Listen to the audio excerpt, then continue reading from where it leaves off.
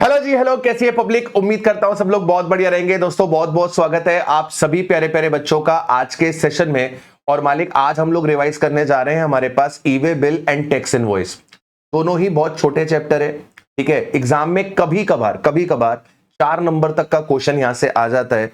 आराम से वो नंबर मिल सकते हैं। दोनों इजी चैप्टर्स हैं आपके पास। और एमसीक्यूज में भी कभी कभार इनका जो क्वेश्चन है वो बन के आ जाता है, राइट। तो ये वाला सेशन अगर आप कर लेते हो ना, तो आपके दोनों चैप्टर्स बढ़िया तरीके से हो जाएंगे। पहले पढ़ा हुआ है तो भी ठीक है, नहीं भी पढ़ा ना तो भी हो जाएगा। जितना मैं इस वीडियो में बता रहा हूं ना, इसको आप अच्छे से सुन लो 1 से 2 बारी। आपको और कुछ करने की जरूरत नहीं पड़ेगी। जहां पे जरूरत लगेगी ना, मैं सामने से एग्जाम्पल देके चलूंगा, तो आपको कहीं पर भी दिक्कत निकल कर नहीं आएगी। ठीक है, चलिए। तो बिना देरी करे सेशन को स्टार्ट करते हैं। सबसे पहले हम बात करते हैं ई वे बिल की। सर, ये नोट्स हमको कहां पर मिलेंगे? राजा, ये नोट्स आपको पीडब्ल्यू ऐप पर मिल जाएंगे। सीए इंटर द्रोणा करके एक बैच है, वहां पे फ्री ऑफ कॉस्ट आप एनरोल कर सकते हो और वहां पर ये सारे नोट्स अवेलेबल है। सबसे पहले बात करते हैं ई वे बिल की। सर, ये ई वे बिल है क्या? राजा बेटा, e way bill is basically a intimation. जब भी आप गुड्स का मूवमेंट करते हो from one place to another, आप इस मूवमेंट की इंटीमेशन सरकार को देते हो। मूवमेंट का रीजन कुछ भी हो सकता है। आपने गुड्स सेल कर दिए हैं तो sale could be the reason. आप स्टॉक ट्रांसफर कर रहे हो, अपनी ही एक ब्रांच से दूसरी ब्रांच में स्टॉक को ट्रांसफर कर रहे हो, आपको इसकी इंटीमेशन देनी पड़ेगी। आप जॉब वर्कर के पास माल भेज रहे हो प्रोसेसिंग के लिए, आपको इसकी इंटीमेशन देनी पड़ेगी। मतलब मूवमेंट हो रही है, सप्लाई जरूरी नहीं है। सप्लाई जरूरी नहीं है। जब भी गुड्स का मूवमेंट हो रहा है, मूवमेंट, गुड्स की लोकेशन बदल रही है। गुड्स पहले प्लेस ए पे थे, प्लेस ए से गुड्स को मूव करके प्लेस बी पे लेके जाया जा रहा है, तो इस मूवमेंट का इंटीमेशन सरकार को देना पड़ेगा। सरकार सिंपल सी बात कहती है कि रास्ते में जितने भी गुड्स ट्रांसपोर्ट हो रहे हैं, टहल रहे हैं, इन गुड्स का इंटीमेशन हमारे पास होना चाहिए।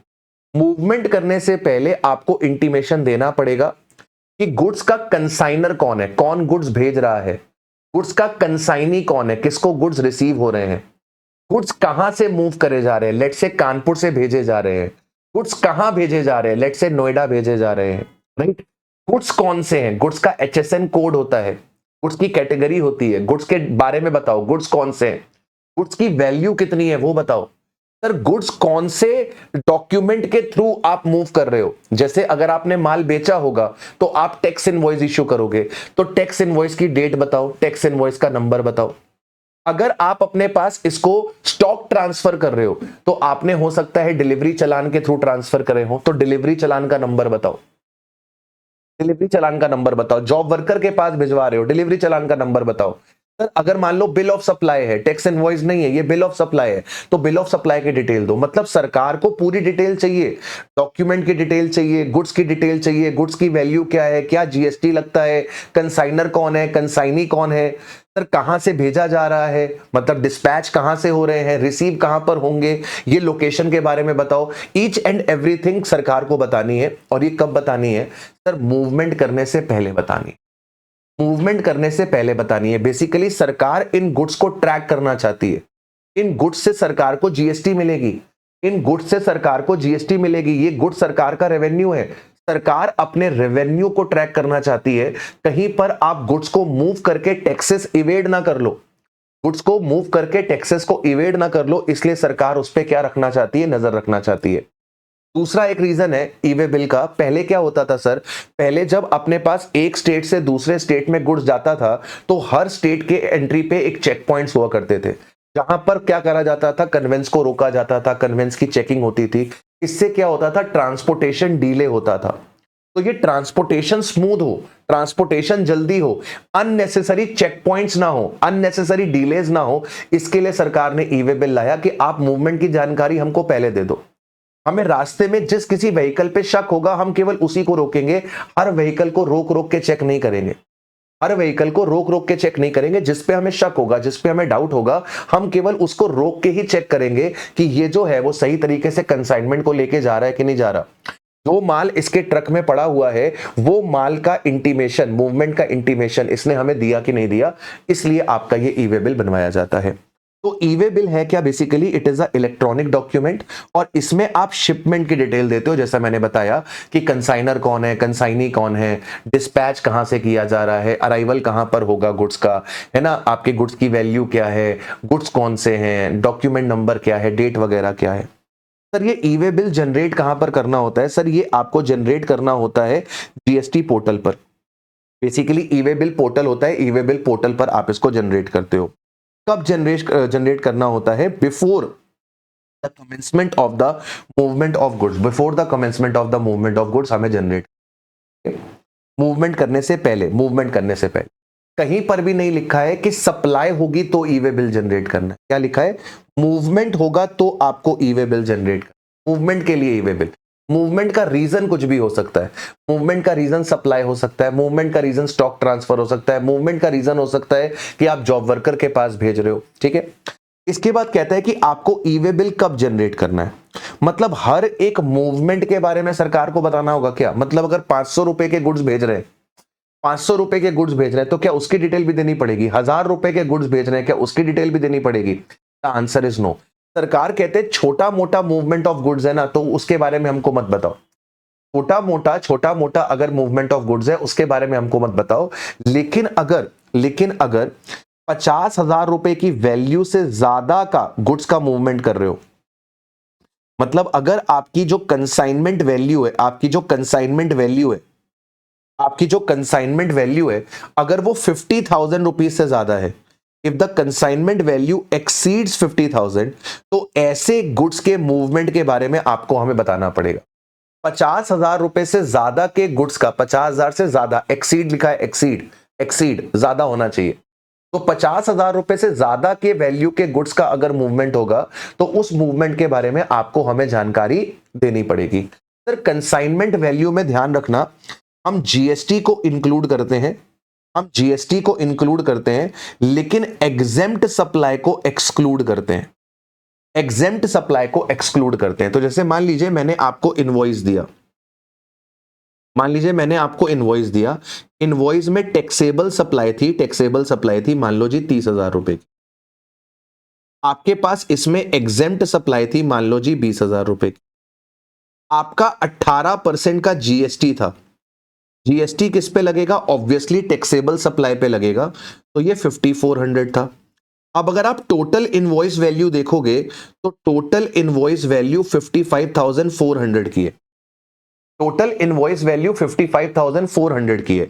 लेकिन अगर आप इसमें कंसाइनमेंट वैल्यू निकालोगे तो इसमें कंसाइनमेंट वैल्यू में आप ये 30,000 रुपए लोगे और आप ये 5400 लोगे। आप ये 30,000 रुपए लोगे और आप ये 5400 रुपीज लोगे।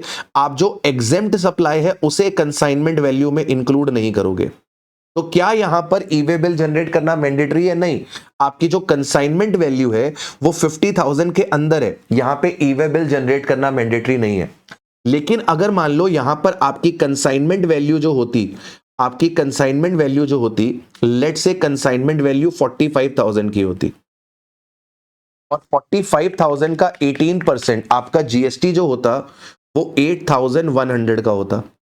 टोटल फिगर कितने की होती? सर टोटल फिगर हो जाती प्लस 65, टोटल फिगर हो जाती 73,100 की। तो इनवॉइस वैल्यू 73,100 की है, लेकिन अगर आप कंसाइनमेंट वैल्यू निकालोगे तो कंसाइनमेंट वैल्यू अब आपके पास कितनी आएगी? सर कंसाइनमेंट वैल्यू आ जाएगी आपके पास 45,000 प्लस 8100, यानी कि अब आपकी जो कंसाइनमेंट वैल्यू है वो अपने पास क्या कर रही है? 50,000 को एक्सीड कर रही है। यहां पर ई वे बिल जनरेट करना क्या हो जाएगा? मैंडेटरी। सर मूवमेंट का रीजन क्या हो सकता है? सर मूवमेंट का रीजन सप्लाई हो सकता है कि आपने सप्लाई करी है। लेट से मैं कानपुर का हूं, मेरा कस्टमर नोएडा का है, मुझे माल अपने कस्टमर तक पहुंचाना है, मैंने माल बेच दिया है, तो कानपुर से नोएडा मुझे मूवमेंट करना पड़ेगा गुड्स का। रीजन अदर देन सप्लाई हो सकता है, जैसे मान लीजिए मैं अपनी फैक्ट्री से अपने लेट से अपने आउटलेट पे रिटेल स्टोर पे अपने पास क्या कर रहा हूं सर? गुड्स को ट्रांसफर कर रहा हूं। मेरी फैक्ट्री भी यूपी की है और मेरा शोरूम भी यूपी में ही है, लेट्स से फैक्ट्री मेरी कानपुर में है, शोरूम मेरा लखनऊ में है, तो मैं कानपुर से लखनऊ गुड्स को भेज रहा हूं, कानपुर से लखनऊ गुड्स को भेज रहा हूं, बेच थोड़ा ना रहा हूं, फैक्ट्री भी मेरी है और आउटलेट भी मेरा है, दोनों ही यूपी के अंदर आते हैं, तो दोनों का मैंने सेपरेट रजिस्ट्रेशन भी नहीं लिया हुआ। लेकिन मेरे एक पॉइंट से एक फैक्ट्री से मेरे आउटलेट पर माल का मूवमेंट हो रहा है, गुड्स को मूव किया जा रहा है, रास्ते में गुड्स टहल रहे हैं, तो उसकी इंफॉर्मेशन सरकार को देनी पड़ेगी। It could be the reason other than supply. या फिर आपने क्या करा है सर, या फिर आपने इनवर्ड सप्लाई करी है फ्रॉम द अनरजिस्टर्ड पर्सन। आपने किसी अनरजिस्टर्ड पर्सन से माल खरीदा है, मतलब recipient is registered, supplier is unregistered. अगर आपने अनरजिस्टर्ड बंदे से माल खरीदा है और कंसाइनमेंट वैल्यू 50,000 को एक्सीड कर रही है, तो वहां पर ई वे बिल जनरेट होगा। ठीक है, इसके बाद कहता है कि कुछ केसेस है वहां पर ई वे बिल जनरेट करना ही करना है, इररिस्पेक्टिव ऑफ द फैक्ट कि आपकी कंसाइनमेंट वैल्यू 50,000 एक्सीड कर रही है कि नहीं कर रही। यहां पर आपके पास ई वे बिल जनरेट होगा irrespective of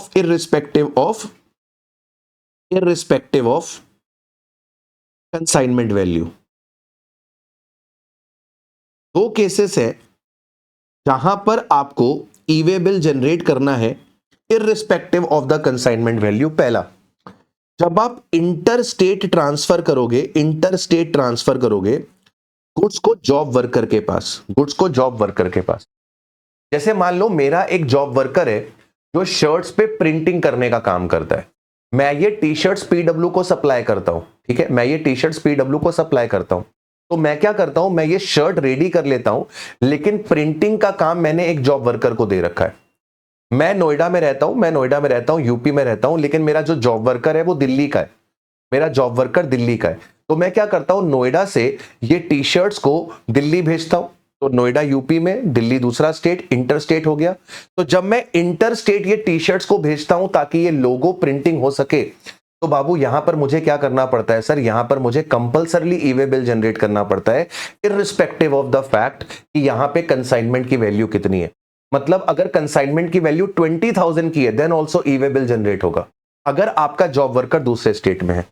इसके बाद कहता है कि अगर आप इंटर स्टेट ट्रांसफर करते हो हैंडीक्राफ्ट गुड्स का, और आप ऐसे बंदे हो जिसको सेक्शन 24 में एग्जेम्पशन मिली हुई है, याद करो रजिस्ट्रेशन वाले चैप्टर में सेक्शन नंबर 24 पढ़ते हैं कि अगर आप इंटर स्टेट सप्लाई करते हो गुड्स का तो रजिस्ट्रेशन लेना मैंडेटरी होता है, लेकिन अगर आप इंटर स्टेट हैंडीक्राफ्ट गुड्स का सप्लाई करते हो तो सेक्शन 24 नहीं लगता है, सेक्शन 22 लगता है, अगर दो कंडीशंस पूरी हो।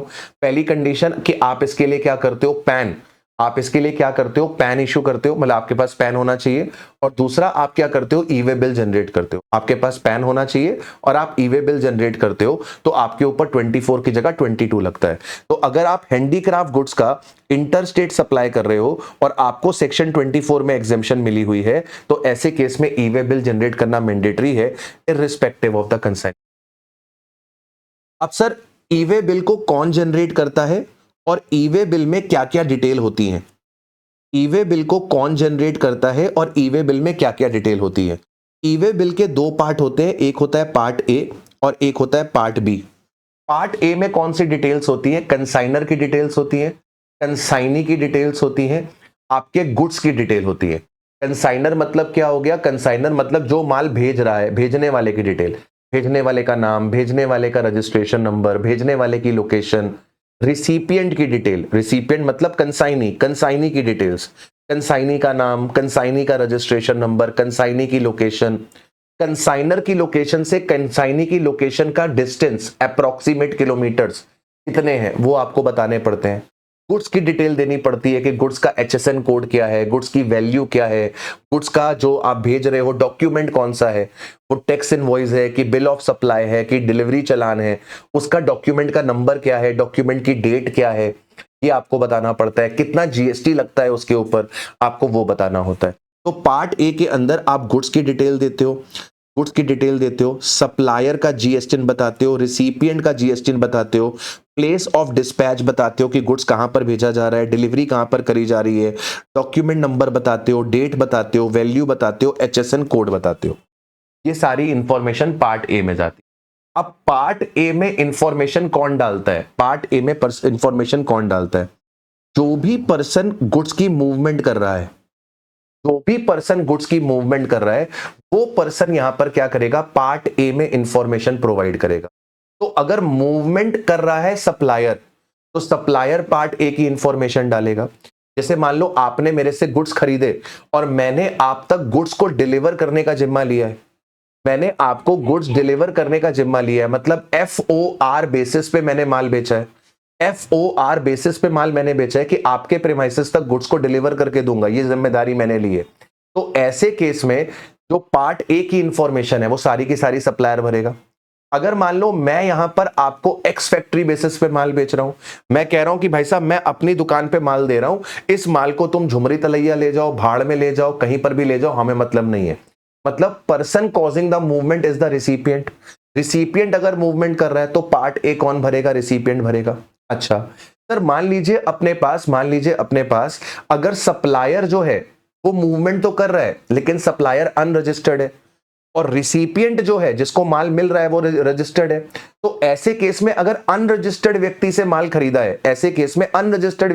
खरीदा है, तो यहां पर हम ऑलवेज डीम कर लेते हैं कि रिसिपिएंट ने मूवमेंट कॉज किया है और रिसिपिएंट को क्या करना पड़ेगा? अपना ई वे बिल का पार्ट ए भरना पड़ेगा। अच्छा, सप्लायर अगर चाहे, रिसिपिएंट अगर चाहे तो वो ऑथोराइज कर सकते हैं ट्रांसपोर्टर को, वो लोग ऑथोराइज कर सकते हैं ट्रांसपोर्टर को, ई कॉमर्स को, कुरियर एजेंसी को, कि आप हमारे बिहाफ पर क्या कर दो? हमारे बिहाफ पर ई वे बिल जनरेट कर दो। अब जैसे मान लो मैं क्या करता हूं, मैं अमेजन के थ्रू आपको गुड्स डिलीवर करता हूं, मैं अमेजन पे लिस्टेड हूं, मैं माल बेचता हूं अमेजन के थ्रू। तो अब मान लो जो माल मैं आपको बेच रहा हूं वो 50,000 रुपए से ज्यादा की कीमत का है, तो मैं यहां पे अमेजन को ऑथोराइज कर सकता हूं कि अमेजन आप मेरे बिहाफ पर क्या करो? ई वे बिल जनरेट कर दो। जिस ट्रांसपोर्टर के थ्रू माल जा रहा है मैं उस ट्रांसपोर्टर को ऑथराइज कर सकता हूं कि मेरे बिहाफ पर तुम क्या करो? ई वे बिल जनरेट कर दो। It is possible. अगर मैं कुरियर के थ्रू माल भेज रहा हूं तो मैं कुरियर एजेंसी को, फर्स्ट फ्लाइट को, डीटीसी को, ये सब कौन है? कुरियर एजेंसीज हैं, मैं इन्हें ऑथराइज कर सकता हूं कि आप मेरे बिहाफ पर क्या कर दो? ई वे बिल जनरेट कर दो। इसके बाद जो पार्ट बी होता है, पार्ट बी में ट्रांसपोर्टर की डिटेल्स होती है। ट्रांसपोर्टर की डिटेल्स मतलब ट्रांसपोर्टर का जो व्हीकल नंबर है वो बता दो, आपका जो ट्रांसपोर्टर का डॉक्यूमेंट नंबर है, कंसाइनमेंट नोट होता है, कंसाइनमेंट नोट की डिटेल डाल दो, ट्रांसपोर्टर का जो व्हीकल नंबर है वो डाल दो, जो ड्राइवर है उसका लाइसेंस नंबर डाल दो, आधार डाल दो। यहां पर बेसिकली ट्रांसपोर्टर की पूरी डिटेल आ जाएगी, गाड़ी का नंबर आ जाएगा, ड्राइवर की डिटेल्स आ जाएंगी, जो कंसाइनमेंट नोट इश्यू हुआ होगा वो कंसाइनमेंट नोट की डिटेल्स आ जाएंगी।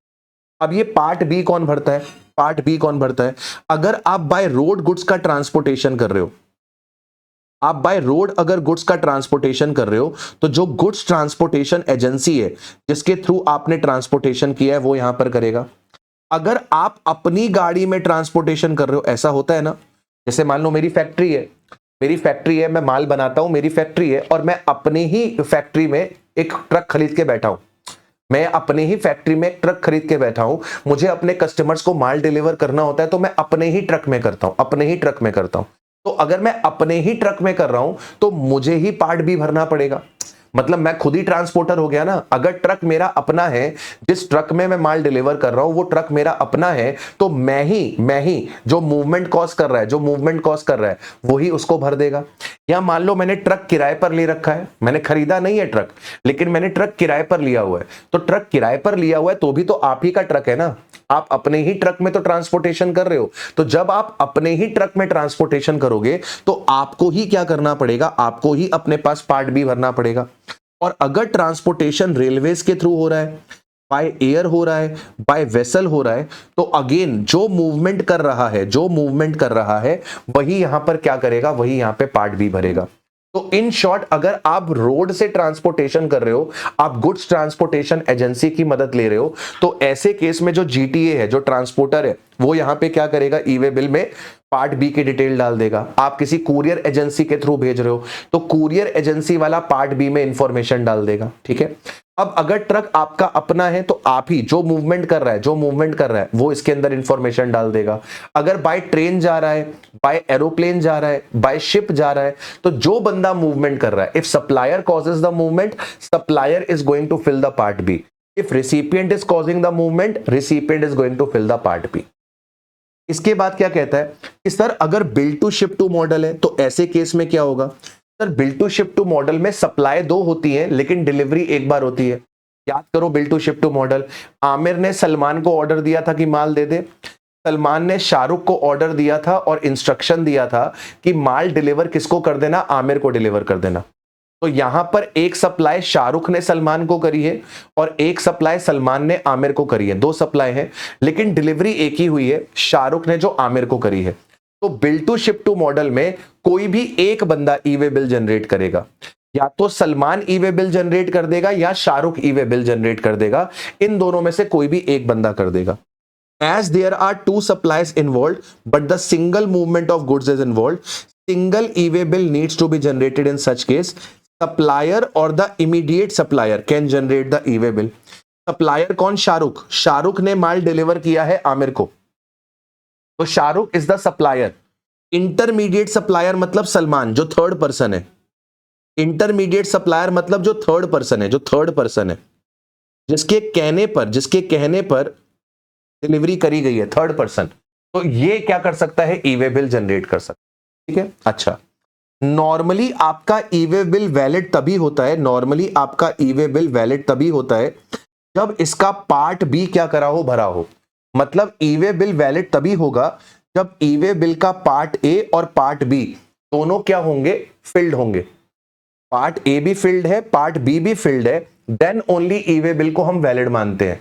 लेकिन सर यहां पर दो एक्सेप्शंस हैं, जहां पर आप अगर पार्ट बी को फिल नहीं भी करोगे देन ऑल्सो वहां पर हम उस ई वे बिल को वैलिड मान लेंगे। सर अगर गुड्स को ट्रांसपोर्ट करा जा रहा है from the consignor to the transporter और from the transporter to the consignee, और जो डिस्टेंस है वो अप टू 50 किलोमीटर है and within the state है, तो ऐसे केस में आपका जो ई वे बिल है वो वैलिड होगा, इवन अगर उसका पार्ट बी जो है वो यहां पर फिल्ड नहीं होगा, देन ऑल्सो उसका जो ई वे बिल होगा वो अपने पास क्या रहेगा? वैलिड रहेगा। अब मेरी बात समझना मैं क्या कहना चाह रहा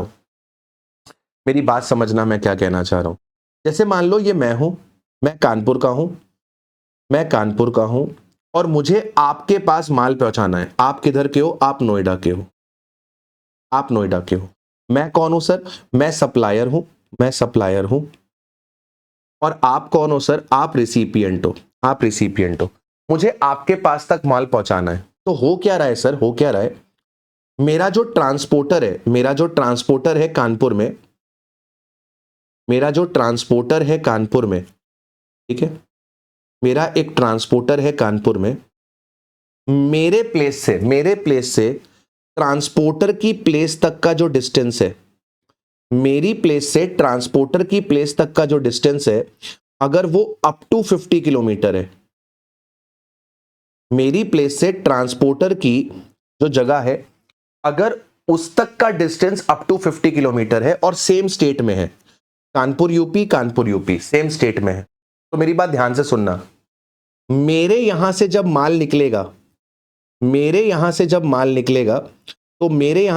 निकलेगा तो ई वे बिल का जो पार्ट ए है वो मैं भर दूंगा। ठीक है, लेकिन पार्ट बी मैं भर नहीं पाऊंगा। क्यों नहीं भर पाओगे? क्योंकि मुझे ये नहीं पता कि ट्रांसपोर्टर कौन से ट्रक में माल लेकर जाएगा, कौन सा ड्राइवर माल लेके जाएगा, ये मुझे नहीं पता। मैं तो क्या कर रहा हूं? अपने फैक्ट्री में से गुड्स को ट्रांसपोर्टर के प्रीमाइसेस तक पहुंचा रहा हूं। ट्रांसपोर्टर फिर क्या करेगा? ये आपको यहां पर नोएडा में पहुंचा देगा।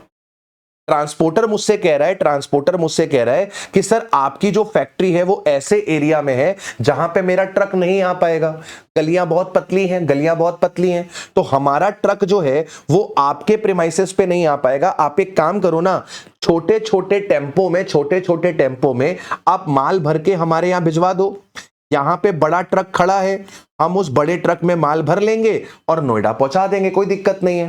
तो अब मैं क्या कर रहा हूं, अपनी फैक्ट्री में से छोटे छोटे टेम्पुओं में माल को भर के ट्रांसपोर्टर के पास भिजवा रहा हूं। और ट्रांसपोर्टर क्या करेगा सर, ट्रांसपोर्टर यहां पर क्या कर देगा, आपको गुड्स डिलीवर कर देगा। ट्रांसपोर्टर ट्रक में डाल के आपको गुड्स क्या करेगा, डिलीवर कर देगा। अब मेरी बात ध्यान से सुनना। तो मैंने क्या किया, जब अपने यहां से जब आपके पास गुड्स भेजा, मतलब ट्रांसपोर्टर के पास जब गुड्स भेजे, मैंने अपने पास से जब ट्रांसपोर्टर के पास गुड्स भेजे, तो मैंने ई वे बिल का केवल पार्ट ए भर दिया, और ई वे बिल का जो पार्ट बी है, ई वे बिल का जो पार्ट बी है वो ट्रांसपोर्टर के पास पहुंच के भर दिया। तो यहां पर जो मेरे प्रीमाइसेस से ट्रांसपोर्टर के प्रीमाइसेस तक माल जाएगा, मेरे प्रीमाइसेस से ट्रांसपोर्टर के प्रीमाइसेस तक जो माल जाएगा वो बिना पार्ट बी के चला जाएगा, वो बिना पार्ट बी के चला जाएगा। ये जो डिस्टेंस है, ये डिस्टेंस बिना पार्ट बी के ट्रेवल हो सकता है, लेकिन यहां से यहां तक का जो डिस्टेंस है, मतलब ट्रांसपोर्टर के पास से कंसाइनी के पास तक का जो डिस्टेंस है, वो जो डिस्टेंस है वो बिना ई वे बिल के पार्ट बी के नहीं हो सकता, वो बिना ई वे बिल के पार्ट बी के नहीं हो सकता। तो इन शॉर्ट कंसाइनर के पास से अगर ट्रांसपोर्टर की प्लेस तक आप माल लेकर जा रहे हो, आप गुड्स को ट्रांसपोर्ट कर रहे हो कंसाइनर के पास से ट्रांसपोर्टर की प्लेस तक, और ये डिस्टेंस अप टू 50 किलोमीटर है और एक ही स्टेट के अंदर है, तो यहां पर आप ई वे बिल का पार्ट बी नहीं भी भरोगे तो भी आपका चल जाएगा। आगे वो आपसे क्या कहता है सर, आगे वो आपसे क्या कहता है, सिमिलरली अगर मान लो ट्रांसपोर्टर जो है वो ऐसा कर दे, ट्रांसपोर्टर ऐसा कर दे कि भाई साहब मैं जो माल दूंगा वो अपने प्रीमाइसेस पर दूंगा दिल्ली में, सॉरी नोएडा पे। ट्रांसपोर्टर कह रहा है कि मैं जो माल लेकर आऊंगा वो अपने प्रीमाइसेस पर नोएडा पे लेकर आऊंगा। मेरे प्रीमाइसेस से जो माल है वो रिसिपिएंट के पास तक जाएगा, छोटे छोटे टेम्पोस में। तो अगर ट्रांसपोर्टर की लोकेशन से कंसाइनी की लोकेशन तक अगर जो डिस्टेंस है वो अप टू 50 किलोमीटर है, ट्रांसपोर्टर की लोकेशन से कंसाइनी की लोकेशन तक का जो डिस्टेंस है अगर वो अप टू 50 किलोमीटर है, तो यहां पर भी आपको ई वे बिल का पार्ट बी भरने की जरूरत नहीं है। यहां पर भी आपको ई वे बिल का पार्ट बी भरने की जरूरत नहीं है। ट्रांसपोर्टर के पास से आप अपने पास गुड्स को लेकर जा सकते हो केवल ई वे बिल का पार्ट ए भर के। तो दिमाग में चीज फिट कर लो, कंसाइनर से ट्रांसपोर्टर, ट्रांसपोर्टर से कंसाइनी अगर माल जा रहा है तो बिना ई वे बिल के पार्ट बी के जा सकता है, बिना ई वे बिल पार्ट बी के जा सकता है, प्रोवाइडेड जो डिस्टेंस होना चाहिए वो 50 किलोमीटर का होना चाहिए और अपने पास सेम स्टेट के अंदर होना चाहिए। चलिए आगे बढ़ते हैं। इसके बाद क्या कह रहा है, ई वे बिल की वैलिडिटी कब तक है, validity period of the e way bill. ये बेसिकली क्या कहना चाह रहा है, ये बेसिकली कह रहा है कि ई वे बिल जनरेट होने के बाद आपको गुड्स जो है वो एक टाइम फ्रेम के अंदर ट्रांसपोर्ट करने पड़ेंगे। ई वे बिल जनरेट करने के बाद आपको गुड्स को एक टाइम फ्रेम के अंदर ट्रांसपोर्ट करना पड़ेगा। अब ये टाइम फ्रेम क्या है, अगर आप ट्रांसपोर्टेशन कर रहे हो एक नॉर्मल कार्गो से, नॉर्मल कार्गो मतलब एक नॉर्मल ट्रक से अगर आप ट्रांसपोर्ट कर रहे हो तो वैलिडिटी पीरियड क्या होगी, वैलिडिटी पीरियड होगी 1 डे और एवरी 200 किलोमीटर और पार्ट देयर ऑफ। मतलब हर 200 किलोमीटर के बैच पे आपको एक दिन मिलेगा। तो जैसे अगर आप 190 किलोमीटर जा रहे हो तो 190 किलोमीटर मतलब एक दिन। अगर आप 210 किलोमीटर जा रहे हो तो आपको कितने दिन मिलेंगे, 2 दिन मिलेंगे। मतलब एवरी 200 किलोमीटर और पार्ट ऑफ 200 किलोमीटर आपको कितने दिन मिलेंगे, एक दिन मिलेंगे। तो जैसे मान लीजिए अगर आप नॉर्मल कार्गो से अगर मान लो जा रहे हो अपने पास 1170 किलोमीटर, अगर आप नॉर्मल कार्गो से ट्रेवल कर रहे हो 1170 किलोमीटर, तो आपका ये ई वे बिल कितने दिन तक वैलिड रहेगा, इसको कुछ नहीं करो, इसको 200 किलोमीटर से डिवाइड कर दो। 1170 किलोमीटर जा रहे हो, 1170 को 200 किलोमीटर से डिवाइड कर दो, 5.85 आएगा। तो 5.85 का मतलब क्या है? 6 डेज। ये फिगर कभी भी डेसिमल में नहीं हो सकती, इट विल बी 6 डेज। 1170 को तुम मल्टीपल्स ऑफ 200 में पढ़ो, 1170 को तुम मल्टीपल्स ऑफ 200 में पढ़ो, या तुम ऐसे भी कर सकते हो, तुम ऐसे भी कर सकते हो कि भाई ये जो 1170 है इसे मल्टीपल्स ऑफ 200 में कन्वर्ट कर दो। तो मल्टीपल्स ऑफ 200 का मतलब क्या हो गया सर? मल्टीपल्स ऑफ 200 का मतलब हो गया कि ये 1200 किलोमीटर। तो 1200 किलोमीटर, 200 किलोमीटर मिलता है एक दिन के लिए। तो ये आपका ई वे बिल कितने दिन के लिए वैलिड है? 6 दिन के लिए वैलिड। अच्छा सर, मान लो अगर हम जा रहे होते, अगर हम लोग जा रहे होते सर मान लो 810 किलोमीटर, तो वापस से मैं 810 किलोमीटर को 200 के मल्टीपल पे लेके जाऊंगा। ये जो 10 किलोमीटर है ना, ये जो 10 किलोमीटर है, ये पार्ट ऑफ 200 किलोमीटर हो गया। ये पार्ट ऑफ 200 किलोमीटर हो गया, यानी कि यहां पर कितने किलोमीटर हो गए? ये 1000 किलोमीटर हो गए। 1000 किलोमीटर को 200 से डिवाइड कर दो, तो आपके पास कितने आ गए? 5 डेज आ गए। कितने डेज आ गए? 5 डेज आ गए, राइट। तो अब इसी तरीके से अगर मान लो ओवर डायमेंशनल कार्गो है, सर ओवर डायमेंशनल कार्गो क्या होता है? आपने देखा होगा कि बहुत चौड़ा सा होता है, बहुत चौड़ा सा होता है या बहुत बड़ा सा होता है। आपने अक्सर देखा होगा हाईवेज वगैरह पे चलते हुए, ओवर डायमेंशनल कार्गो अक्सर आपने देखा होगा। ये देखिए इस तरीके से एक बड़ा सा अपने पास जो लोडर होता है या अपना कह लो गाड़ी होता है, इसको बोलते हैं ओवर डायमेंशनल कार्गो। अक्सर आपने नोटिस किया होगा। ये जो ओवर डायमेंशनल कार्गो होता है ना बेटा, ये धीरे धीरे चलता है, ये धीरे धीरे चलता है। तो यहां पर सरकार कहती है कि आपको 20 किलोमीटर मिलेगा पर डे के लिए। तो यहां पर 1 डे मिलता है फॉर एवरी 20 किलोमीटर और part thereof. Normal cargo के लिए क्या बोल रहा है कि नॉर्मल कार्गो को बोल रहा है कि तुम्हें एक दिन में 200 किलोमीटर करने ही करने हैं। नॉर्मल कार्गो से बोल रहा है कि तुम्हें एक दिन में 200 किलोमीटर करने ही करने हैं। और ओवर डायमेंशनल कार्गो के लिए क्या बोल रहा है? ओवर डायमेंशनल कार्गो के लिए बोल रहा है कि तुम एक दिन में कितना चलोगे? 20 किलोमीटर, एक दिन में 20 किलोमीटर। तो यहां पर जैसे मान लो अगर 1170 किलोमीटर है, यहां पर अगर 1170 किलोमीटर है, तो इसे 20 का मल्टीपल्स में राउंड ऑफ कर दो, इसे 20 के मल्टीपल्स में राउंड ऑफ कर दो, तो ये कितना हो गया? 1180 किलोमीटर हो गया। और एक दिन का आपको कितना मिल रहा है? 20 किलोमीटर।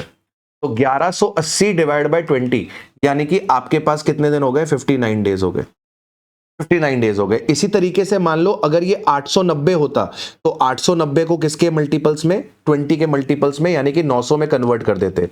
900 डिवाइड बाय 20, तो ये आपके पास कितना हो गया? 45 डेज हो। ठीक है। अच्छा, अगर मान लो मल्टी मॉडल शिपमेंट है। मल्टी मॉडल शिपमेंट क्या होता है सर? मल्टी मॉडल शिपमेंट होता है जिसमें एक से ज्यादा मोड्स ऑफ ट्रांसपोर्टेशन यूज करे जाते हैं, उसको बोलते हैं हम लोग मल्टी मॉडल शिपमेंट। जिसमें एक से ज्यादा मोड्स ऑफ ट्रांसपोर्टेशन यूज करे जाते हैं, उसको हम लोग बोलते हैं मल्टी मॉडल शिपमेंट। और मल्टी मॉडल शिपमेंट के अंदर राजा एक लेग ऑफ द जर्नी जो होनी चाहिए वो शिप से होनी चाहिए। At least 1 leg of the journey must be through ship. मतलब कि जैसे आप बाय शिप आए, बाय एयर आए और बाय रोड आए, मतलब थोड़ा सा जर्नी आपने शिप से किया, फिर थोड़ा सा जर्नी आपने एयर से किया, फिर थोड़ा सा जर्नी आपने बाय रोड किया। मतलब एटलीस्ट एक लेग कैसे होने चाहिए? शिप से होनी चाहिए। अगर एक leg of the journey ship से है, तो इस केस में भी क्या होगा? आपको 20 किलोमीटर मिलेंगे फॉर वन डे। तो मल्टी मॉडल शिपमेंट जिसमें एटलीस्ट 1 लाख शिप की है, वहां पर भी वैलिडिटी कितनी होगी? 1 day for every 20 kilometre. Okay. अच्छा, इसके बाद ये ई वे बिल के जो डेज की काउंटिंग होती है, वो काउंटिंग कैसे होती है ये समझना। तो जैसे मान लो अभी आज तारीख है, आपके पास 7 तारीख है, और नहीं, आज अपने पास 9 तारीख है और बजा है 5:25। ठीक है।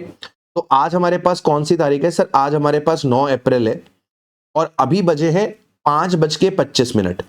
अभी बजे हैं 5:25। ठीक है, 5:25 PM हुआ है। तो मान लीजिए अभी मैंने क्या किया सर? अभी मान लीजिए मैंने कोई ई वे बिल जनरेट किया, ठीक है। मुझे कितने किलोमीटर जाना है? मान लो मेरे को 750 किलोमीटर जाना है, 750 किलोमीटर नॉर्मल कार्गो। तो मैं इसे 200 के मल्टीपल्स में राउंड ऑफ कर दूंगा। 200 के मल्टीपल्स में राउंड ऑफ करूंगा तो ये 800 किलोमीटर हो जाएगा। डिवाइडेड बाय एक दिन मिलता है 200 किलोमीटर, यानी कि ये 4 दिन के लिए वैलिड है। ये 4 दिन के लिए वैलिड है। अब ये 4 दिन की काउंटिंग कैसे होगी? अब ये 4 दिन की काउंटिंग कैसे होगी, जरा ध्यान से सुनिएगा। मेरा जो फर्स्ट डे एंड होगा, मेरा फर्स्ट डे जो एंड होगा वो कब एंड होगा? वो कब एंड होगा सर? जिस दिन आपने ई वे बिल जनरेट करा है उसके अगले दिन के रात के 12 बजे।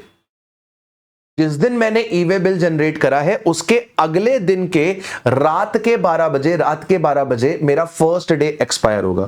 तो फर्स्ट डे एक्सपायर होगा 10th अप्रैल और 11th अप्रैल की जो मिडनाइट है,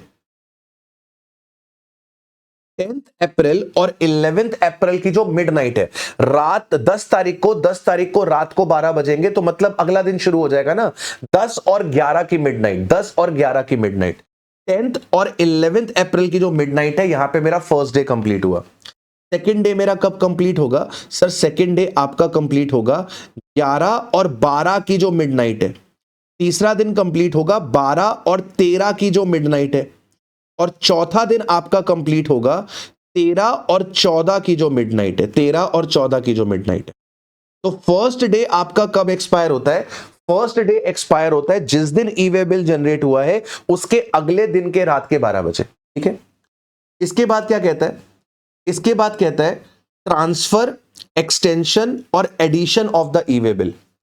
इन case of transfer of goods from one conveyance to another, person making the movement or the transporter can update the conveyance details in the part B। Sir जैसे मान लीजिए truck में माल जा रहा है, ट्रक में माल जा रहा है और रास्ते में ट्रक का एक्सीडेंट हो गया, तो अब मुझे क्या करना है? अब मुझे माल को एक नए ट्रक में ट्रांसफर करना है। तो सरकार कहती है माल को नए ट्रक में ट्रांसफर करने से पहले आपको ई वे बिल का जो पार्ट बी है वो अपडेट करना पड़ेगा। पार्ट बी के अंदर अब जो नए ट्रांसपोर्टर की डिटेल्स है वो डालनी पड़ेंगी, मतलब नए व्हीकल का नंबर आएगा, नए ड्राइवर का लाइसेंस नंबर आएगा, नए ड्राइवर का आधार आएगा। मतलब पार्ट बी आपको क्या करना पड़ेगा? अपडेट करना पड़ेगा।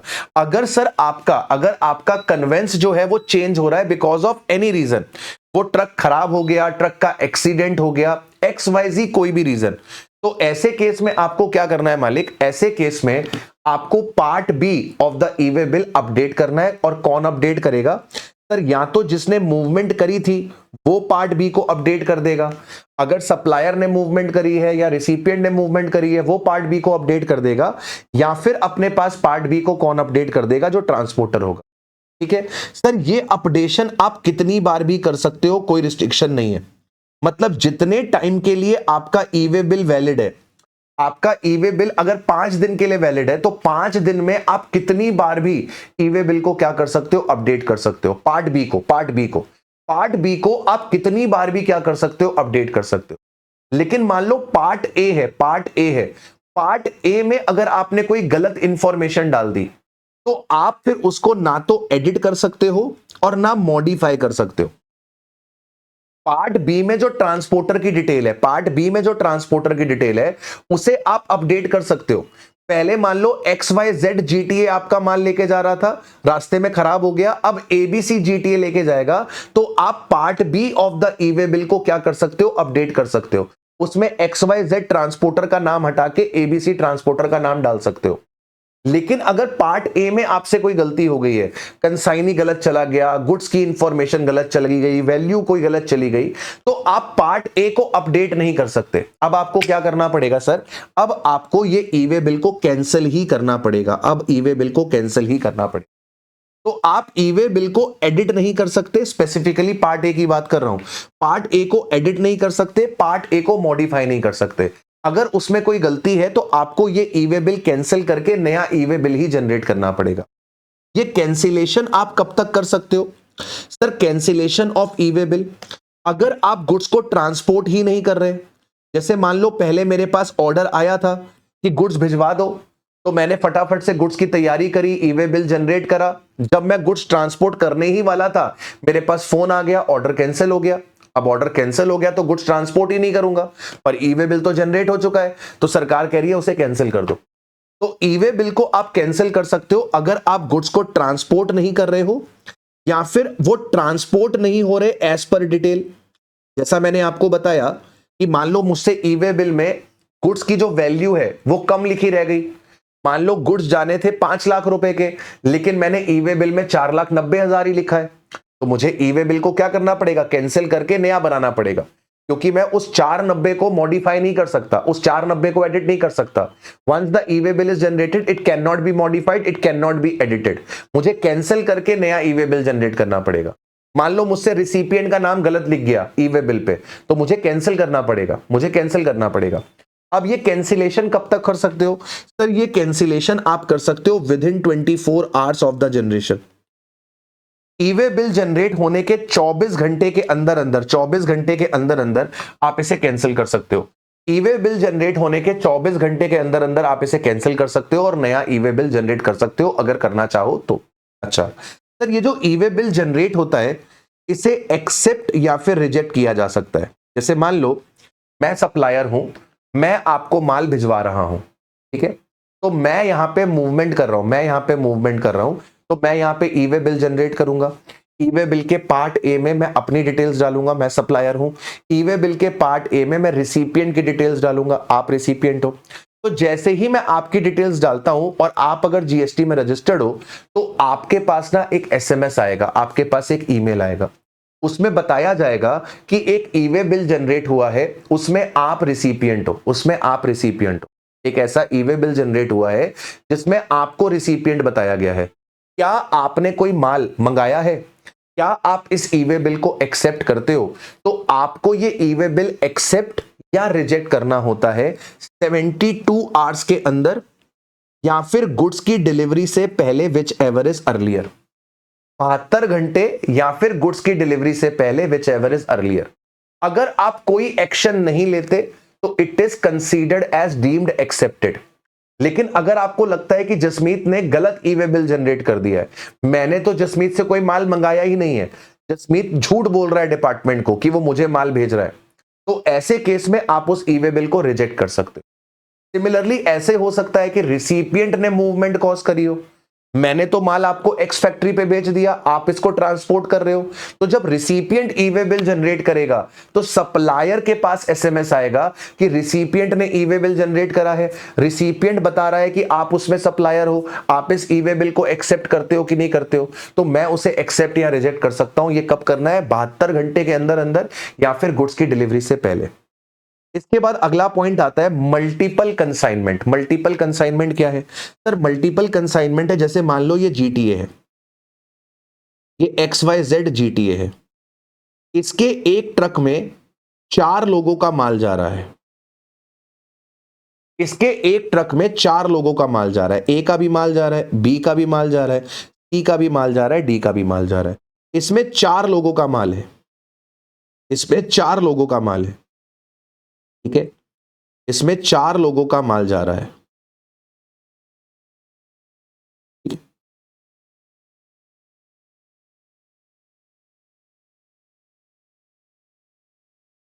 इसमें 4 लोगों का माल जा रहा है, इस कन्वेंस के अंदर 4 लोगों का माल जा रहा है, समझना मेरी बात को। सर ए का जो माल जा रहा है उसकी कंसाइनमेंट वैल्यू जो है वो 15,000 रुपए की है, बी का जो माल जा रहा है उसकी जो कंसाइनमेंट वैल्यू है वो 25,000 रुपए की है, सी का जो माल जा रहा है उसकी जो कंसाइनमेंट वैल्यू है वो 40,000 रुपए की है, और डी का जो माल जा रहा है उसकी जो कंसाइनमेंट वैल्यू है वो 18,000 रुपए की है। तो यहां पर ये लोग जो माल भेज रहे हैं, जो लोग माल भेज रहे हैं, इनका माल 50,000 को एक्सीड नहीं कर रहा, इनका माल 50,000 को एक्सीड नहीं कर रहा, तो इन लोगों ने कोई भी ई वे बिल जनरेट नहीं करा, इन लोगों ने कोई भी ई वे बिल जनरेट नहीं करा। क्यों करेंगे भाई? 50,000 रुपए से ज्यादा की कंसाइनमेंट वैल्यू होगी तो करेंगे। लेकिन ये ट्रांसपोर्टर के ट्रक में जो माल जा रहा है वो कितने का है? 15, 25, 40, 40, 40, 80, 80 और 18। इसके ट्रक में जो माल जा रहा है वो 98,000 रुपीज का माल जा रहा है। तो अब इस जीटीए को क्या करना पड़ेगा सर? इस जीटीए को अब टोटल 4 ई वे बिल जनरेट करने पड़ेंगे। इस जीटीए को 4 ई वे बिल जनरेट करने पड़ेंगे। 4 ई वे बिल क्यों? क्योंकि सर ए का कंसाइनर और कंसाइनी अलग होगा, बी का कंसाइनर कंसाइनी अलग होगा, सी का कंसाइनर कंसाइनी अलग होगा, डी का कंसाइनर कंसाइनी अलग होगा। ए का इनवॉइस अलग है, बी का अलग है, सी का अलग है, डी का अलग है। ए का गुड्स अलग है, बी का अलग है, सी का अलग है, डी का अलग है। भाई ये 4 सप्लायर है, ये एक ट्रक में 4 सप्लायर का माल लेके जा रहा है। चारों का रिसिपिएंट अलग अलग होगा, चारों के गुड्स की कैटेगरी अलग अलग होगी, चारों के गुड्स का एचएसएन कोड अलग अलग होगा, चारों के इनवॉइस का नंबर अलग अलग होगा। तो ये जीटीए क्या करेगा, 4 ई वे बिल खुद से जनरेट करेगा।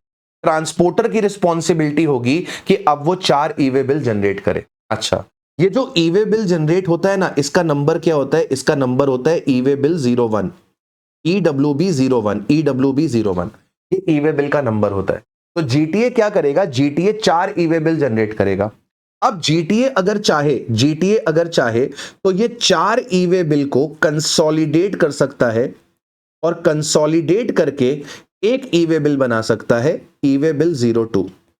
तो पहले इसे क्या करना पड़ेगा, पहले इसे 4 ई वे बिल जनरेट करने पड़ेंगे, और जब चारों ई वे बिल जनरेट हो जाएंगे तो उन चारों ई वे बिल को कंसोलिडेट करके एक ई वे बिल बना लेगा, ई वे बिल 02। अब जो यहां पर आपका ड्राइवर होगा, ड्राइवर को अपने साथ क्या क्या रखने पड़ेंगे सर, ड्राइवर को अपने साथ साथ जो इनवॉइसेस हैं, ए के, बी के, सी के, डी के, ये इनवॉइसेस तो रखने ही पड़ेंगे, साथ में इसे क्या रखना पड़ेगा, ई वे बिल भी रखना पड़ेगा। तो ड्राइवर बाबू को अपने साथ क्या करना है, इनवॉइसेस और ई वे बिल साथ में कैरी करके चलना पड़ेगा। ठीक है जी, ओके। चलिए, ये वाले पॉइंट मैंने आपको करा दिए, ये वाला पॉइंट भी करा दिया, ये वाला भी करा। इसके बाद अगला पॉइंट निकल कर आता है blocking of e way bill.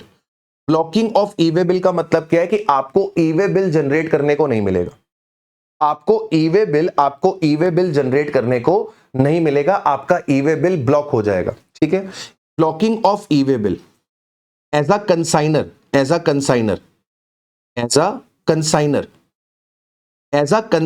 आप कभी भी ई वे बिल जनरेट नहीं कर पाओगे। एज अ कंसाइनर आप कभी भी ई वे बिल जनरेट नहीं कर पाओगे। अभी समझाता हूं कब। अगर आपने कॉम्पोजिशन स्कीम ली है और आपने 2 कॉन्जिक्यूटिव क्वार्टर का स्टेटमेंट फर्निश नहीं करा, CMP 08, कॉम्पोजिशन वाले को CMP 08 भरना होता है और आपने 2 क्वार्टर का CMP 08 नहीं भरा। अगर आप रेगुलर टैक्स पेयर हो और आपने अपने 2 टैक्स पीरियड की जो GSTR 3B है वो फाइल नहीं करी, आप रेगुलर टैक्स पेयर हो और आपने अपने 2 टैक्स पीरियड की GSTR 1 फाइल नहीं करी, आप ऐसे बंदे हो जिसका रजिस्ट्रेशन सस्पेंडेड चल रहा है, क्योंकि हो सकता है आपका रजिस्ट्रेशन कैंसिल होने वाला हो, या फिर कोई और भी रीजन है। इसके अलावा कमिश्नर बाबू अपने पास क्या कर सकते हैं, आपको ई वे बिल जनरेट करने की परमिशन दे सकते हैं। तो टोटल 4 केसेस हैं जहां पर आपका ई वे बिल जनरेशन क्या कर दिया जाएगा, ब्लॉक कर दिया जाएगा।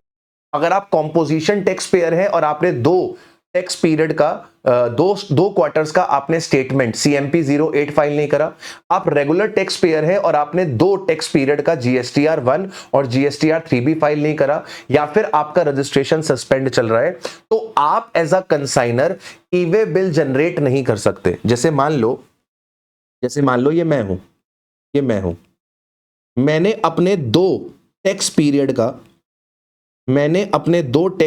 का R1 और 3B, मैंने अपने 2 टैक्स पीरियड का R1 और 3B अपने पास फाइल नहीं करा हुआ है, 2 टैक्स पीरियड का R1 और 3B फाइल नहीं करा हुआ है, और मैं क्या कर रहा हूं सर, मैं यहां पर मान लो माल बेच रहा हूं, मैं यहां पे सप्लाई कर रहा हूं, मान लो 1 लाख रुपए, इसको कर रहा हूं, लेट से मिस्टर के को कर रहा हूं, तो क्या मैं यहां पे ई वे बिल जनरेट कर पाऊंगा? नहीं सर, आप यहां पे ई वे बिल जनरेट नहीं कर पाओगे। सर, ई वे बिल जनरेट नहीं कर पाओगे, इसका मतलब यह है कि आप सप्लाई भी नहीं कर पाओगे, क्योंकि बिना ई वे बिल के 1 लाख रुपए का माल मार्केट में नहीं टहल सकता, कॉन्फिस्केट हो जाएगा। तो सरकार आपसे कह रही है कि भाई साहब अपनी रिटर्नें भरो, तभी हम आपको धंधा स्मूथली करने देंगे, नहीं तो क्या करो, 50,000 रुपए तक का माल बेचो, नहीं तो 50,000 रुपए तक का माल बेचो, 50,000 रुपए तक का माल बेचो। अब आप कहोगे इसमें क्या दिक्कत है? दिक्कत इसको होगी ना, इसको दिक्कत होगी। इसको अगर आपसे 2 लाख का माल चाहिए तो वो 4 इनवॉइसेस के थ्रू माल क्यों लेगा? वो तो कहेगा ना भैया मेरे को एक साथ माल दो, आप मुझे 50-50 हजार करके माल क्यों दे रहे हो, एक साथ माल दो। ये समझ जाएगा कि तुम क्या करते हो, जीएसटी की चोरी करते हो, तो फिर ये तुमसे धंधा नहीं करेगा, क्योंकि कल को इसका आईटीसी तुम्हारे चक्कर में ब्लॉक हो सकता है। ठीक है, तो यहां पे सरकार मेरे ऊपर रोक लगा देगी, सरकार मेरे ऊपर रोक लगा देगी, क्योंकि यहां पर मैं कौन हूं, यहां पर मैं कंसाइनर हूं। यहां पे मैं कौन हूं सर, मैं कंसाइनर हूं, और यहां पे कंसाइनी कौन है सर, कंसाइनी है के। तो मैं ये वाला ई वे बिल जनरेट नहीं कर सकता। मैं माल खरीदता हूं मिस्टर ए से, मैं माल खरीदता हूं मिस्टर ए से, और मिस्टर ए ने अपनी सारी रिटर्नें टाइम से भरी हैं, इन्होंने कोई डिफॉल्ट नहीं करा, इन्होंने मुझे सप्लाई करा है 2 लाख रुपए का, इन्होंने मुझे सप्लाई करा है 2 लाख रुपए का।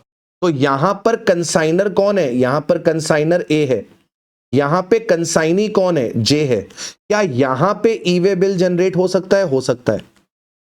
सरकार इसका धंधा क्यों रोकेगी, सरकार इसका धंधा क्यों रोकेगी, ये तो अपनी सारी रिटर्नें टाइम से भरता है ना, तो सरकार इसके सप्लाई में रोक नहीं लगाएगी। मतलब जहां पर मैं कंसाइनी हूं, जहां पर मैं कंसाइनी हूं, वो वाला ई वे बिल तो जनरेट हो जाएगा, क्योंकि अगर मैं कहीं पे कंसाइनी हूं तो माल कहीं और से आ रहा है, सरकार इसको धंधा करने से नहीं रोक सकती। लेकिन अगर मैं डिफॉल्टर हूं, मैंने अपनी रिटर्नें नहीं भरी हैं, तो सरकार मेरी सप्लाई पे रोक लगाएगी, सरकार कहेगी अपने डिफॉल्ट्स को पहले ठीक करो, तभी हम आपको ई वे बिल जनरेट करने देंगे। आई होप आपको बात समझी, इसको बोलते हैं blocking of e way bill. इसके बाद जो अगला पॉइंट है, जस्ट इसको एक बार रीड कर लेना, ये एग्जाम में नहीं आता। कौन कौन से केसेस हैं जहां पर आपको ई वे बिल जनरेट नहीं करना irrespective of the consignment value. तो जैसे अगर आप अपने पास केरोसिन ऑयल दे रहे हो, पोस्टल बैगेज जो बाय पोस्ट आपके पास सामान आता है, गोल्ड की ज्वेलरी है, सिल्वर की ज्वेलरी है, करेंसी वगैरह है, पर्सनल और हाउस होल्ड के सामान अगर ट्रांसपोर्ट हो रहे हैं, जैसे आप अपना घर बदल रहे हो, पहले आप कानपुर में रहते थे, अब आप नोएडा जा रहे हो, तो आप अपने घर का सामान कानपुर से नोएडा लेकर आओगे, तो जो घर के सामान होते हैं उसके लिए ई वे बिल नहीं चाहिए होता है। इसके बाद अगर आप नॉन मोटराइज्ड व्हीकल पे अगर अपने पास लेकर आ रहे हो, बैलगाड़ी से लेकर आ रहे हो, रिक्शे से लेकर आ रहे हो, तो वहां पर आपको ई वे बिल जनरेट नहीं करना होता है। शराब के लिए आपको ई वे बिल जनरेट नहीं करना, क्योंकि शराब के ऊपर जीएसटी नहीं लगती। डिफेंस मिनिस्ट्री के अगर गुड्स लेकर आ रहे हो तो नहीं करना होता है। खाली सिलेंडर लेकर आ रहे हो तो वहां पर नहीं करना होता है। तो इसको just give it a read, ये आपके एग्जाम में नहीं आता। ये वो केसेस है जहां पर आपको ई वे बिल की रिक्वायरमेंट नहीं होती, राइट। तो इसी के साथ राजा बेटा हम लोगों ने क्या कर लिया सर, हम लोगों ने ई वे बिल जो है अपना कंप्लीट कर लिया है। चलिए मालिक, अब अपने पास बात करते हैं टैक्स इनवॉइस वाले चैप्टर की। राजा बेटा tax invoice, debit note, credit note वाला जो चैप्टर है, इसमें ना मेनली आपका रट्टाफिकेशन है। इसमें समझने के लिए चीजें कम है और रटने के लिए ज्यादा है, राइट। तो जो जो चीजें मैं आपको यहां पर करा रहा हूं, जैसा मैंने बोला कि 1 से 2 बार अगर आप सुन लेते हो ना, तो आपके दिमाग में सारी चीजें बैठ जाएंगी। बहुत ज्यादा कोई टेक्निकल नहीं है, सारी चीजें आपको समझ में आ जाएंगी, ठीक है। और एग्जाम पॉइंट ऑफ व्यू से जो इंपॉर्टेंट है, जहां पे ज्यादा क्वेश्चन पूछे जाते हैं, वो भी मैं हाथ के हाथ आपको क्या करूंगा, यहाँ पे जो है अपने पास मार्क करा दूंगा, ताकि आपको यहां पर कोई भी इश्यू निकल कर ना आए, ठीक है। चलिए, तो टैक्स इनवॉइस किसको इशू करना होता है सर, जैसा कि मैंने आपको बता रखा है कि टैक्स इनवॉइस एक ऐसा बिल होता है जिसमें जीएसटी चार्ज हुआ होता है। ऐसा बिल जिसमें जीएसटी चार्ज हो, ऐसा बिल जिसमें जीएसटी चार्ज हो, उसको हम लोग क्या बोलते हैं, टैक्स इनवॉइस। तो टैक्स इनवॉइस कौन इशू करता है सर, हर एक रजिस्टर्ड पर्सन जो कि रेगुलर स्कीम के अंदर, रेगुलर स्कीम बोले तो नॉर्मल स्कीम के अंदर, जो नॉर्मल स्कीम के अंदर सप्लायर है, जो नॉर्मल स्कीम के अंदर सप्लायर है और जो जीएसटी में रजिस्टर्ड है, उसे क्या करना है, टैक्स इनवॉइस इशू करना। और अगर आप ऐसे रिसिपिएंट हो जिसे रिवर्स चार्ज में टैक्स पे करना है, आप ऐसे रिसिपिएंट हो जिसे रिवर्स चार्ज में टैक्स पे करना है, तो आपको भी क्या करना पड़ेगा, आपको भी टैक्स इनवॉइस इशू करना पड़ेगा। अगर रिवर्स चार्ज लग रहा है तो रिसिपिएंट को टैक्स इनवॉइस इशू करना होता है।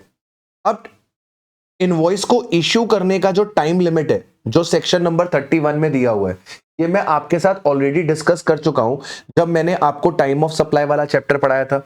जैसे गुड्स के केस में मैंने आपको बताया था कि अगर मूवमेंट इन्वॉल्व है तो आपको इनवॉइस इशू करना होता है एट द टाइम और बिफोर द रिमूवल। अगर आपके पास सेल ऑन रिटर्न बेसिस है तो उस केस में आपको इनवॉइस इशू करना होता है at the time of acceptance और 6 month from the date of removal, whichever is earlier. Services के केस में जनरली 30 डेज में इश्यू होता है। अगर आप बैंकिंग कंपनी हो, इंश्योरेंस कंपनी हो, एनबीएफसी हो, फाइनेंशियल इंस्टीट्यूशन हो, तो 45 डेज में इश्यू होता है। तो वो सारे केसेस मैं ऑलरेडी टाइम ऑफ सप्लाई में डिस्कस कर चुका हूं, यहाँ पे दोबारा से डिस्कस करके आपका और अपना दोनों समय खराब नहीं करते हैं। इसके बाद सर क्या होता है, सर एचएसएन कोड होता है। आपको पता है ना कि जीएसटी के अंदर गुड्स एंड सर्विसेज को क्लासिफाई किया गया है, इंडेक्स बनाया गया है, और वो इंडेक्स का जो नंबर होता है ना, वो एचएसएन कोड है। मतलब अगर आपको कोई गुड्स ढूंढने हैं कि आपका गुड्स कौन सा वाला है, तो उस गुड्स का क्या होता है, एक एचएसएन कोड होता है। तो जैसे अगर मैं यहां पर बात करूं कि मुझे ये पता लगाना है कि मोबाइल कवर का या कैलकुलेटर का एचएसएन कोड क्या है, मुझे ये पता लगाना है। तो मैंने सर्च कर लिया कैलकुलेटर का एचएसएन कोड। तो यहां पर देखो कैलकुलेटर जो हैं वो कौन से कोड में फॉल करते हैं, 8470। ये 8470 मेन हेडिंग हो गई।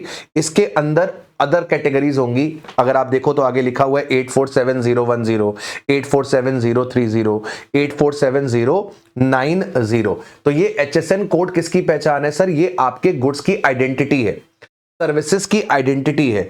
अपने पास जो जीएसटी डिपार्टमेंट है वो आपके गुड्स एंड सर्विसेज को नाम से नहीं जानती, वो आपके पास किससे जानती है सर, वो आपके पास इसको जानती है एचएसएन कोड से। वो इसको किससे जानती है सर, वो इसको जानती है एचएसएन कोड से। तो जैसे मैंने यहाँ पे अपने पास कैलकुलेटर सर्च कर लिया, तो यहां पर देखो आ गया electronic calculator capable of operation without external source of electric power and a pocket size. उसका डायमेंशन दे दिया 170 millimetre into 100 millimetre into 45 millimetre. इतने साइज का होगा तो वो कहां पर आ जाएगा, 847010 में आ जाएगा। जो कैलकुलेटिंग मशीन्स होती हैं वो 847030 में आ जाएंगी।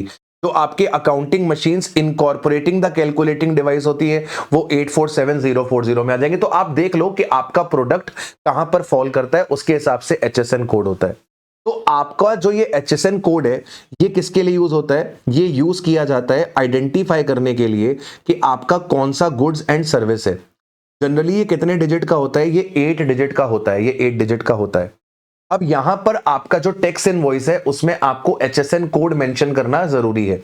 अब यहां पर वो क्या बोल रहा है कि अगर आपका टर्नओवर अप टू 5 करोड़ है और आपने B2B सप्लाई करी है, मतलब आप एक रजिस्टर्ड पर्सन हो और आपने दूसरे रजिस्टर्ड पर्सन को सप्लाई करा है, B2B सप्लाई करा है, तो वहां पे आपको अपना जो 4 डिजिट है एचएसएन कोड का वो मेंशन करना जरूरी है। तो जैसे कैलकुलेटर का 8470, तो अगर मैं कैलकुलेटर का व्यापारी हूं और मेरा जो एग्रीगेट टर्नओवर है वो 5 करोड़ एक्सीड नहीं करता है और मैंने B2B सप्लाई करी है, तो मैं अपने इनवॉइस में 8470 ये वाला जो कोड है ये मेंशन करके चलूंगा। और अगर मैंने B2C सप्लाई करी है, मतलब अनरजिस्टर्ड व्यक्ति को माल बेचा है, तो अनरजिस्टर्ड व्यक्ति को माल बेचा है, तो वहां पे ये 4 डिजिट का एचएसएन कोड मेंशन करना ऑप्शनल है। ऑप्शनल है, मेरी मर्जी है मैं करूं, मेरी मर्जी है मैं ना करूं, मेरी मर्जी है मैं करूं, मेरी मर्जी है मैं ना करूं, ठीक है। लेकिन अगर मेरा एग्रीगेट टर्नओवर 5 करोड़ को एक्सीड कर रहा है, तो ऐसे केस में मुझे 6 डिजिट का जो एचएसएन कोड है फॉर ऑल द सप्लाईज, चाहे वो B2B हो चाहे B2C हो, मुझे वहां पे 6 डिजिट का एचएसएन कोड मेंशन करना क्या हो जाएगा, कंपलसरी।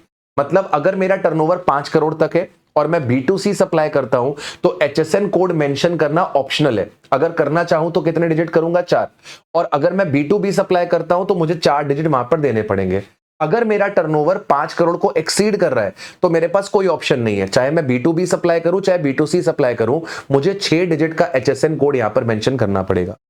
इसके बाद कहता है कि सर आपको कोई भी टैक्स इनवॉइस इशू करने की जरूरत नहीं है अगर नीचे लिखी हुई 3 कंडीशंस को आप पूरी कर देते हो।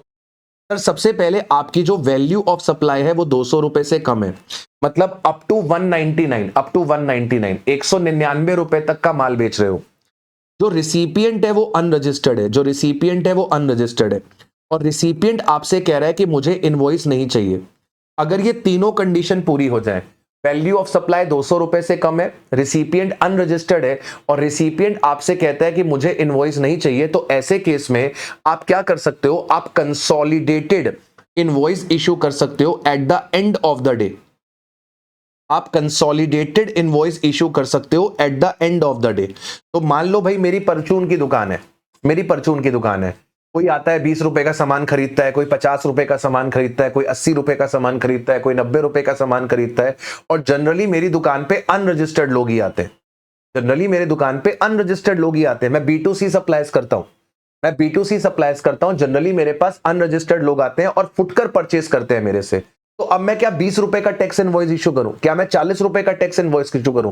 क्या मैं 100 रुपए का टैक्स इनवॉइस इशू करूं? तो सरकार कह रही है ऐसे तो दिन भर में बहुत सारे इनवॉइसेस हो जाएंगे। तो तुम एक काम करो, अगर तुम अनरजिस्टर्ड व्यक्ति को माल बेच रहे हो, वैल्यू ऑफ सप्लाई 200 रुपए से कम है और अपने पास जो रिसिपिएंट है उसको टैक्स इनवॉइस नहीं चाहिए, तो तुम एक काम करना ना, दिन भर में तुमने ऐसा जितना माल बेचा है 200 रुपए से कम, तुम उसका इकट्ठा एक कंसोलिडेटेड इनवॉइस इशू कर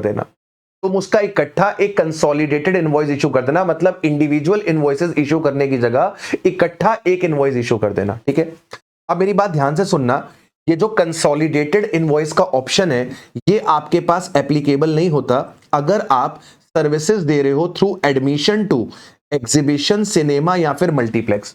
मतलब मूवीज वगैरह में अगर आप अपने पास एंट्री देते हो तो एंट्री टिकट इशू करते हो। अब आपको पता है मूवी की टिकट कितने की होती है? 100 की, 150 की, 180 की। ठीक है, ये वाली टिकट्स भी तो होती है ना, 250, 300, 500, 1000 वाली भी होती है, लेकिन ज्यादातर टिकट जो बिकती है वो कौन सी वाली बिकती है? 200 के अंदर वाली बिकती है। तो जो मल्टीप्लेक्स है, जो मूवी हॉल है, जो सिनेमा हॉल चला रहा है, वो यहां पर ये कंसोलिडेटेड टैक्स इनवॉइस का जो बेनिफिट है वो नहीं ले सकता।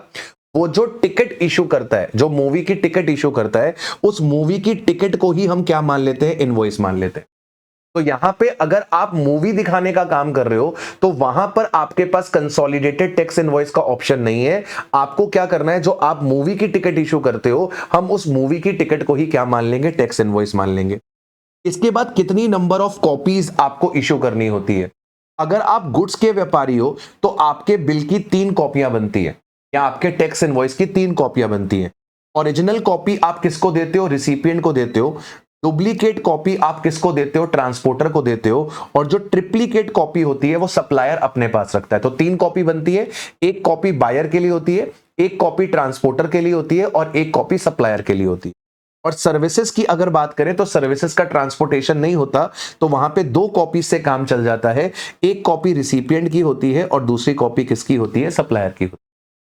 फिर इसके बाद एक और चीज आती है, bill of supply. Sir bill of supply क्या होती है? जो कॉम्पोजिशन सप्लायर होता है वो अपने रिसिपिएंट से टैक्स कलेक्ट नहीं कर सकता, जीएसटी उसे अपनी पॉकेट से देना होता है। तो composition supplier tax invoice issue नहीं करता, बिल ऑफ सप्लाई इशू करता है। या कोई ऐसा सप्लायर है जो एग्जेम्प्टेड गुड्स और सर्विसेज की सप्लाई कर रहा है, तो वो भी क्या करता है सर? वो भी अपने पास बिल ऑफ सप्लाई ही इशू करता है। तो आप ऐसे सप्लायर हो जो एग्जेम्प्टेड सप्लाई कर रहा है या आपने कॉम्पोजिशन स्कीम ले रखी है, तो आप क्या इशू करके चलोगे? आप बिल ऑफ सप्लाई इशू करके चलोगे। इसके बाद कह रहा है कि अगर मान लो आप टैक्सेबल और एग्जेम्प्ट दोनों सप्लाई करते हो, आप टैक्सेबल और एग्जेम्प्ट दोनों सप्लाई करते हो, तो ऐसे केस में क्या होगा? जैसे मान लो आप मेरे पास सामान खरीदने आए और मैंने आपको 2 सप्लाई करी। आप मेरे पास सामान खरीदने आए, मैंने आपको 2 सप्लाई करी, एक सप्लाई टैक्सेबल थी, एक सप्लाई एग्जेम्प्ट थी।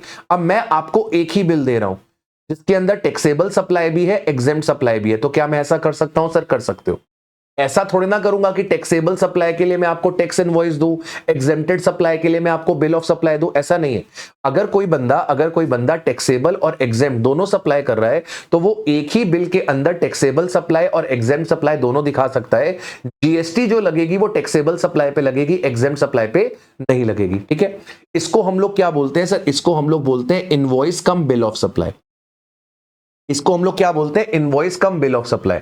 तो अगर एक इनवॉइस में टैक्सेबल सप्लाई भी है, एग्जेम्प्ट सप्लाई भी है, तो आप उसको दिखा सकते हो। फिर उसको हम लोग क्या बोलते हैं? इसको हम बोलते हैं invoice come bill of supply. मतलब इसी में दोनों चीजें हैं। जैसे अभी थोड़ी देर पहले मैं आपको ई वे बिल पढ़ा रहा था, तो उसमें मैंने आपको ये कंसाइनमेंट वैल्यू वाला बताया था ना, कि इनवॉइस के अंदर टैक्सेबल सप्लाई भी है, एग्जेम्प्ट सप्लाई भी है। जीएसटी हमने किस पे लगाई थी? जीएसटी हमने टैक्सेबल सप्लाई पे लगाई थी। तो ये क्या है? ये invoice come bill of supply तो है। ठीक है, इसके बाद वो क्या कहता है? इसके बाद कहता है सर अगर मान लो आपको एडवांस रिसीव होता है, आपका जो रिसिपिएंट है वो आपको एडवांस देता है, तो जब आप एडवांस रिसीव करते हो तो आपको अपने जो रिसिपिएंट है जिससे आपने एडवांस लिया है उसको आपको क्या देना होता है? उसको आपको रिसीट वाउचर देना होता है। सिमिलरली अगर आपने सप्लाई नहीं करी है और आपने इनवॉइस इशू नहीं करी है, आपने कोई भी सप्लाई नहीं करी है, आपने कोई सप्लाई नहीं करी है, एंड आपने कोई इनवॉइस इशू नहीं करी है, और आप उसका एडवांस रिफंड कर रहे हो। आप उसका एडवांस रिफंड कर रहे हो, आपने कोई सप्लाई नहीं करी, ना ही आपने कोई इनवॉइस इशू करी, और आप उसका एडवांस जो है वो रिफंड कर रहे हो, तो ऐसे केस में आपको क्या देना पड़ता है सर? ऐसे केस में आपको रिफंड वाउचर देना, ऐसे केस में आपको रिफंड वाउचर देना पड़ता है। अच्छा, अब मेरी बात समझना, जब आपको एडवांस मिले, जब आपको एडवांस मिले और आपको यह ना पता हो कि इस पे कौन सा जीएसटी रेट लगेगा, जैसे आपको पता है ना कि गुड्स के केस में तो एडवांस टैक्सेबल नहीं होता, लेकिन सर्विसेज के केस में तो एडवांस टैक्सेबल होता है। तो अगर मान लो आपको एडवांस मिले और उस समय आपको यह नहीं पता कि इस पे जीएसटी कौन से रेट की लगेगी, 5% लगेगी, 18% लगेगी कि 40% लगेगी, आपको नहीं पता, तो आप जीएसटी किस रेट से लगा दोगे? उस एडवांस पे आप जीएसटी 18% से लगा दोगे। तो जब आपको एडवांस मिले और आप श्योर नहीं हो कि इस पे जीएसटी किस रेट से लगेगी, तो आप 18% से जीएसटी चार्ज कर दो। और अगर आपको सप्लाई का नटूरे ना पता हो, सप्लाई का नटूरे ना पता हो कि ये सप्लाई जो है वो इंटर स्टेट है कि इंट्रा स्टेट है, तो ऐसे केस में आप क्या करोगे सर? ऐसे केस में आप इसे इंटर स्टेट सप्लाई मान लोगे। तो जब आपको एडवांस मिले और आपको रेट ना पता हो तो 18% ले लेना, नटूरे ना पता हो तो नटूरे इंटर स्टेट ले लेना, ठीक है। इसके बाद आता है sir revised tax invoice. Revised tax invoice क्या होता है? ये पॉइंट भी मैं ऑलरेडी आपके साथ डिस्कस कर चुका हूं। सर जैसे मान लीजिए आप यहां पर क्या हुए थे सर, मान लीजिए आप यहां पर 7 अप्रैल को, या मान लेते हैं 7 अगस्त को, आप यहां पर क्या हो गए थे? आप यहां पर लायबल टू रजिस्टर हो गए थे। आप यहां पर लायबल टू रजिस्टर हो गए थे और आपने 30 डेज के अंदर रजिस्ट्रेशन के लिए अप्लाई कर दिया था। तो 10 अगस्त को आपने रजिस्ट्रेशन के लिए अप्लाई कर दिया। इसके बाद मान लीजिए आपको 17 अगस्त को रजिस्ट्रेशन जो है वो अपने पास ग्रांट हो गया। तो ऐसे केस में आपका जो इफेक्टिव डेट ऑफ रजिस्ट्रेशन है वो क्या बनता है? 7 अगस्त बनता है। This is your effective date of registration. अब मेरी बात ध्यान से सुनिएगा, मेरी बात ध्यान से सुनिएगा। आपको रजिस्ट्रेशन ग्रांट हुआ 17 अगस्त को, आपको रजिस्ट्रेशन सर्टिफिकेट मिला होगा 17 अगस्त को, आपको आपका जीएसटी नंबर पता चला होगा 17 अगस्त को। आपने 7 अगस्त से लेकर 17 अगस्त तक क्या इशू करा होगा? आपने टैक्स इनवॉइस इशू नहीं करा होगा, आपने इशू करा होगा बिल ऑफ सप्लाई। 7 अगस्त से लेकर आपने 17 अगस्त तक आपने इशू करा होगा बिल ऑफ सप्लाई। मतलब जब आप लायबल हुए थे और जब आपको रजिस्ट्रेशन ग्रांट हुआ था, इस पीरियड में आपने क्या इशू करा होगा? Bill of supply. अब सरकार आपसे क्या कह रही है? सरकार आपसे कह रही है रजिस्ट्रेशन मिलने के 1 महीने के अंदर अंदर, रजिस्ट्रेशन मिलने के 1 महीने के अंदर अंदर आपको क्या करना है? 1 महीना मतलब 18 अगस्त, 1 महीना मतलब 18 अगस्त। आपको इस पीरियड में क्या करना है सर? सर आपको इस पीरियड में, आपको इस पीरियड में, इस 1 महीने के अंदर अंदर आपको ये बिल ऑफ सप्लाई सारे के सारे क्या करने हैं? ये सारे के सारे आपको रिवाइज करने हैं। और इसकी जगह पर अब आपको क्या इशू करनी है? इसकी जगह पर आपको टैक्स इनवॉइस इशू करनी है। मतलब जितने भी आपने बिल ऑफ सप्लाई काट रखे हैं, जितने भी आपने बिल ऑफ सप्लाई काट रखे हैं, उन बिल ऑफ सप्लाई को आप क्या करोगे? रिवाइज करोगे, रिवाइज करोगे, और उसकी जगह पे रिवाइज टैक्स इनवॉइस इशू करोगे। क्योंकि जब आप लायबल हुए थे, यहां से आपको जीएसटी पे करना है, यहां से आपको जीएसटी पे करना है, तो आपको अपने सभी इनवॉइसेस क्या करने पड़ेंगे? यहां पे रिवाइज करके चलने पड़ेंगे, ठीक है। अच्छा, ओके, ये वाली बात हो गई। जब आप इनवॉइसेस को रिवाइज करोगे तो आपको एक चीज ध्यान रखनी है, जब आप इनवॉइसेस को रिवाइज करोगे तो आपको एक चीज ध्यान रखनी है, जो आपने अपने पास, जो आपने अपने पास B2B सप्लाईज करी होंगी, तो आपने अपने पास B2B सप्लाईज करी होंगी, वो वाली सारी इनवॉइसेस कैसी होंगी? इंडिविजुअली रिवाइज होंगी। वो वाली इनवॉइसेस इंडिविजुअली रिवाइज होंगी। लेकिन जो आपने अपने पास B2C सप्लाईज करी है, B2C सप्लाईज करी है, जो आपने B2C सप्लाईज करी है, B2C में जो आपने इंट्रा स्टेट सप्लाई करी है, उसका आप कंसोलिडेटेड इनवॉइस इशू करोगे। जो आपने इंटर स्टेट सप्लाई करी है, जहां पर 2.5 लाख रुपए या उससे ज्यादा की वैल्यू है, वहां पे आप रिसिपिएंट वाइज इनवॉइस इशू करोगे। और जहां पर लेस देन 2.5 लाख है, लेस देन 2.5 लाख है, वहां पे आप state wise consolidated invoice issue करोगे। सर नहीं समझ में आया, एग्जांपल दोगे क्या? सर समझ नहीं आया, क्या एग्जांपल दोगे क्या? दे देंगे बेटा, एग्जांपल का क्या है। जैसे मान लीजिए आपने 7 अगस्त से लेकर, जैसे मान लीजिए आपने 7 अगस्त से लेकर 17 अगस्त तक, मान लीजिए आपने 7 अगस्त से लेकर 17 अगस्त तक, मान लीजिए आपने 25 बिल ऑफ सप्लाई इशू करे थे। मान लीजिए आपने 25 बिल ऑफ सप्लाई इशू करे थे। इस 25 में से राजा, इस 25 में से राजा, मान लो आपकी जो 10 सप्लाई थी वो B2B थी, वो B2B थी। अगर वो B2B थी तो यहां पर आपको क्या करना होगा सर? यहां पर इंडिविजुअली आपको उसे रिवाइज करना पड़ेगा, इंडिविजुअली आपको रिवाइज टैक्स इनवॉइस इशू करना पड़ेगा। बात समझा? क्योंकि यहां पर आपने सामने वाले बंदे को क्या देना है? क्रेडिट देना है, सामने वाले बंदे को आईटीसी देना है। इसके लिए क्या करना पड़ेगा? इंडिविजुअली आपको ये अपने पास B2B वाली इनवॉइसेस रिवाइज करनी पड़ेगी। इसके बाद सर जो 15 थी वो B2C थी, जो 15 थी वो B2C थी, B2C थी, मतलब कि यहां पे रिसिपिएंट को आईटीसी नहीं मिलता। अब ये जो 15 B2C थी, इसमें से मान लो 7 जो थी, 7 जो थी वो इंट्रा स्टेट थी, मतलब विद इन द स्टेट थी। जिस स्टेट के आप हो उसी स्टेट की थी, तो 7 इंट्रा स्टेट थी। तो इंट्रा का आप क्या करोगे? एक सिंगल कंसोलिडेटेड इनवॉइस इशू कर दोगे। मतलब अब यहां पे 7 इनवॉइसेस इशू करने की जरूरत नहीं है, आप इसका कंसोलिडेटेड इशू कर दो। इसके बाद जो बची 8, वो कैसी है सर? 8 जो है वो इंटर है, 8 जो है वो इंटर है, 8 जो है वो इंटर है। अब ये जो 8 इंटर स्टेट सप्लाई है, इसमें से मान लो आपकी जो 2 सप्लाई है, 2 सप्लाई है यहां, इसमें से आपकी जो 2 सप्लाई है, 2 सप्लाई की जो वैल्यू ऑफ सप्लाई है वो आपके पास लेस देन 2.5 लाख की है, लेस देन 2.5 लाख की है। तो जो लेस देन 2.5 लाख की है, इसका आपको क्या करना पड़ेगा? इसका आपको स्टेट वाइज, स्टेट, या एक काम कर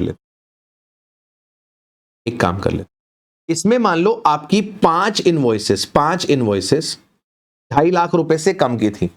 5 में से मान लो 2 दिल्ली की थी, 2 दिल्ली की थी, और 3 जो थी वो एमपी की थी। 3 दिल्ली की थी और 2 एमपी की थी। तो अब आप क्या करोगे? इन 2 का कंसोलिडेटेड इनवॉइस इशू करोगे और इन 3 का कंसोलिडेटेड इनवॉइस इशू करोगे, मतलब स्टेट वाइज कंसोलिडेशन करोगे। और आपकी जो 3 इनवॉइसेस थी इंटर में, जो 3 इनवॉइसेस थी इंटर में, वहां पे वैल्यू ऑफ सप्लाई 2.5 लाख रुपए से ज्यादा की थी।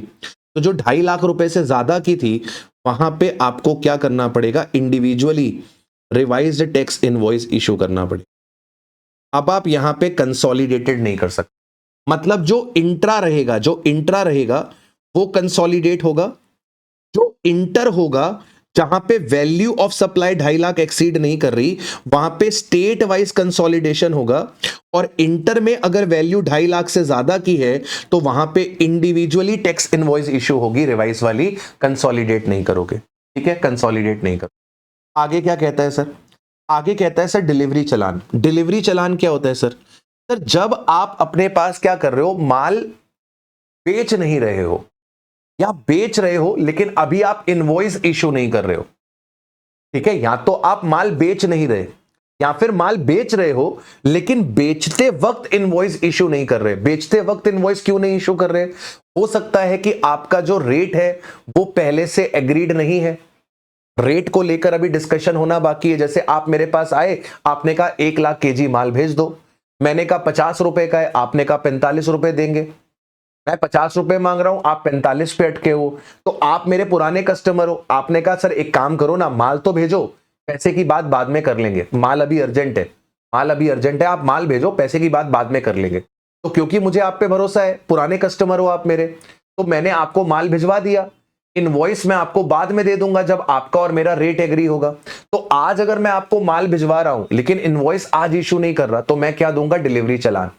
क्योंकि रास्ते में जो माल है वो बिना डॉक्यूमेंट के नहीं हो सकता।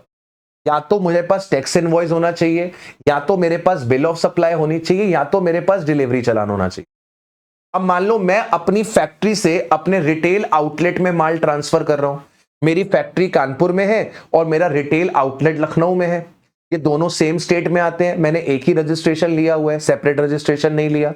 तो कानपुर की फैक्ट्री से लखनऊ के शोरूम पे अगर मैं माल भिजवा रहा हूं, तो ये माल बिना डॉक्यूमेंट के कैसे रास्ते में टहलेगा? रास्ते में टहलने के लिए यहां पर क्या होना चाहिए सर? रास्ते में टहलने के लिए यहां पे अपने पास डॉक्यूमेंट होना चाहिए, डॉक्यूमेंट अपने पास होना चाहिए। मेरी बात समझ में आ रही है क्या? तो ऐसे केस में मैं क्या इशू करूंगा? डिलीवरी चालान इशू करूंगा। ठीक है, तो देखिए क्या कह रहा है। Rule number 55 specifies the cases where at the time of removal of goods for the transportation, goods can be removed on delivery challan and invoice may be issued after the delivery। तो कह रहा है कि sir अगर आपको goods का transportation करना है तो आप गुड्स को ट्रांसपोर्ट कर सकते हो on the basis of delivery challan, आप इनवॉइस डिलीवरी के बाद भी इशू कर सकते हो। तो यहां पर वो क्या बोल रहा है, जैसे आपने गुड्स अप्रूवल बेसिस पे भेजे, तो अप्रूवल बेसिस पे तो बेटा जब तक एक्सेप्टेंस नहीं आएगी तब तक सेल नहीं मानी जाएगी ना। तो जब तक सेल नहीं मानी जाएगी मैं इनवॉइस कैसे इशू करूंगा? मैंने आपको पोजीशन दिया है, तो जब माल मेरी फैक्ट्री में से या मेरे शोरूम में से बाहर निकलेगा आपके दुकान तक पहुंचाने के लिए, तो उसको कोई तो डॉक्यूमेंट चाहिए ना। तो वहां पे हम क्या इशू करेंगे सर? डिलीवरी चालान का इस्तेमाल करेंगे।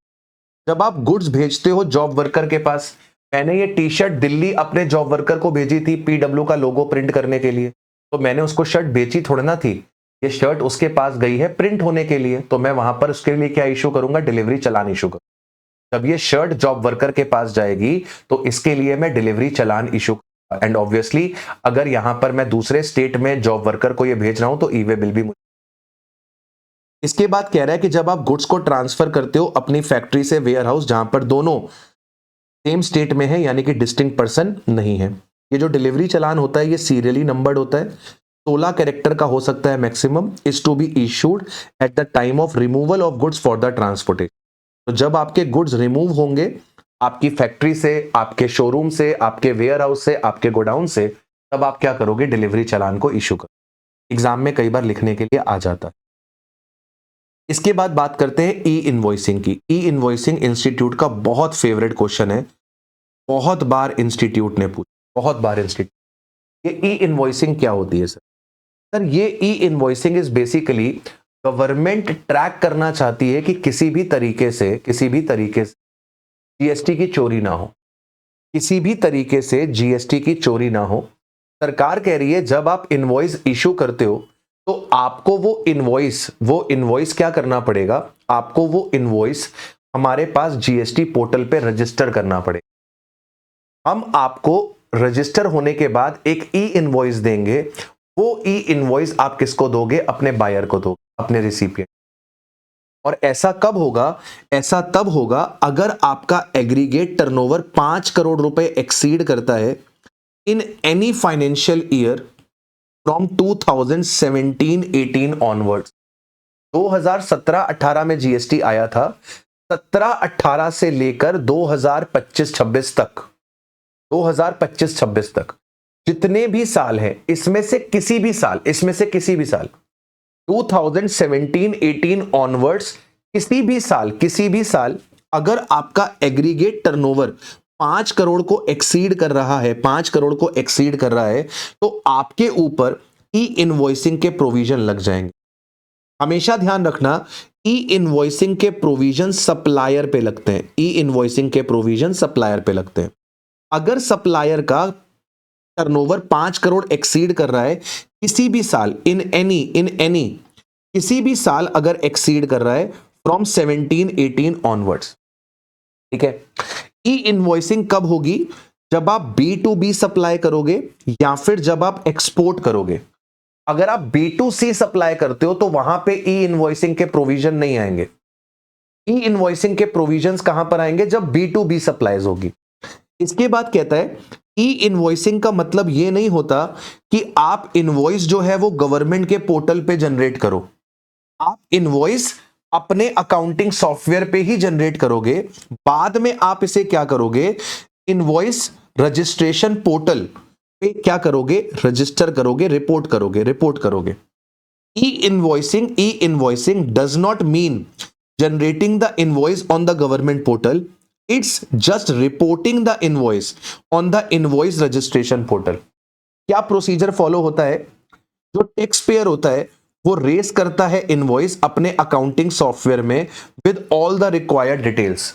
तो जैसे मैं सप्लायर हूं, मान लो मेरा टर्नओवर जो है वो 5 करोड़ रुपए एक्सीड करता है, आप मेरे बायर हो, तो पहले मैं अपने अकाउंटिंग सॉफ्टवेयर पे नॉर्मल तरीके से इनवॉइस रेस करता हूं।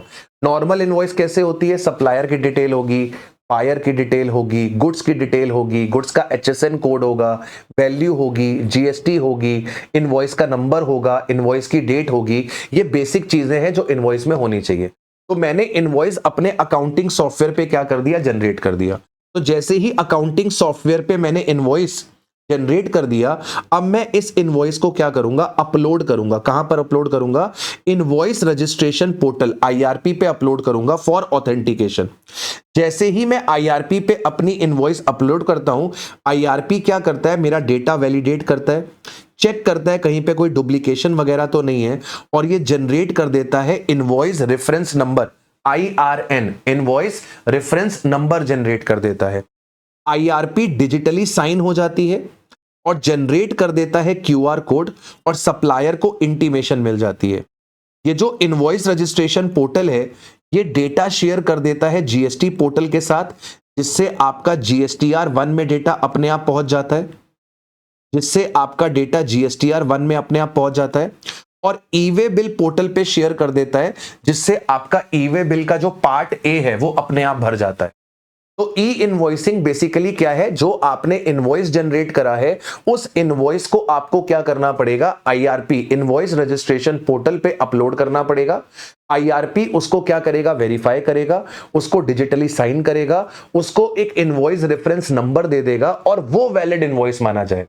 जो अकाउंटिंग सॉफ्टवेयर से इनवॉइस आया है वो वैलिड इनवॉइस नहीं माना जाएगा, जो ई इनवॉइस होगी वो वैलिड इनवॉइस मानी जाएगी। तब अगर आपका टर्नओवर 5 करोड़ को एक्सीड करता है, अगर आपका टर्नओवर 5 करोड़ को एक्सीड करता है, तो वैलिड इनवॉइस कौन सी है, ई इनवॉइस वैलिड इनवॉइस।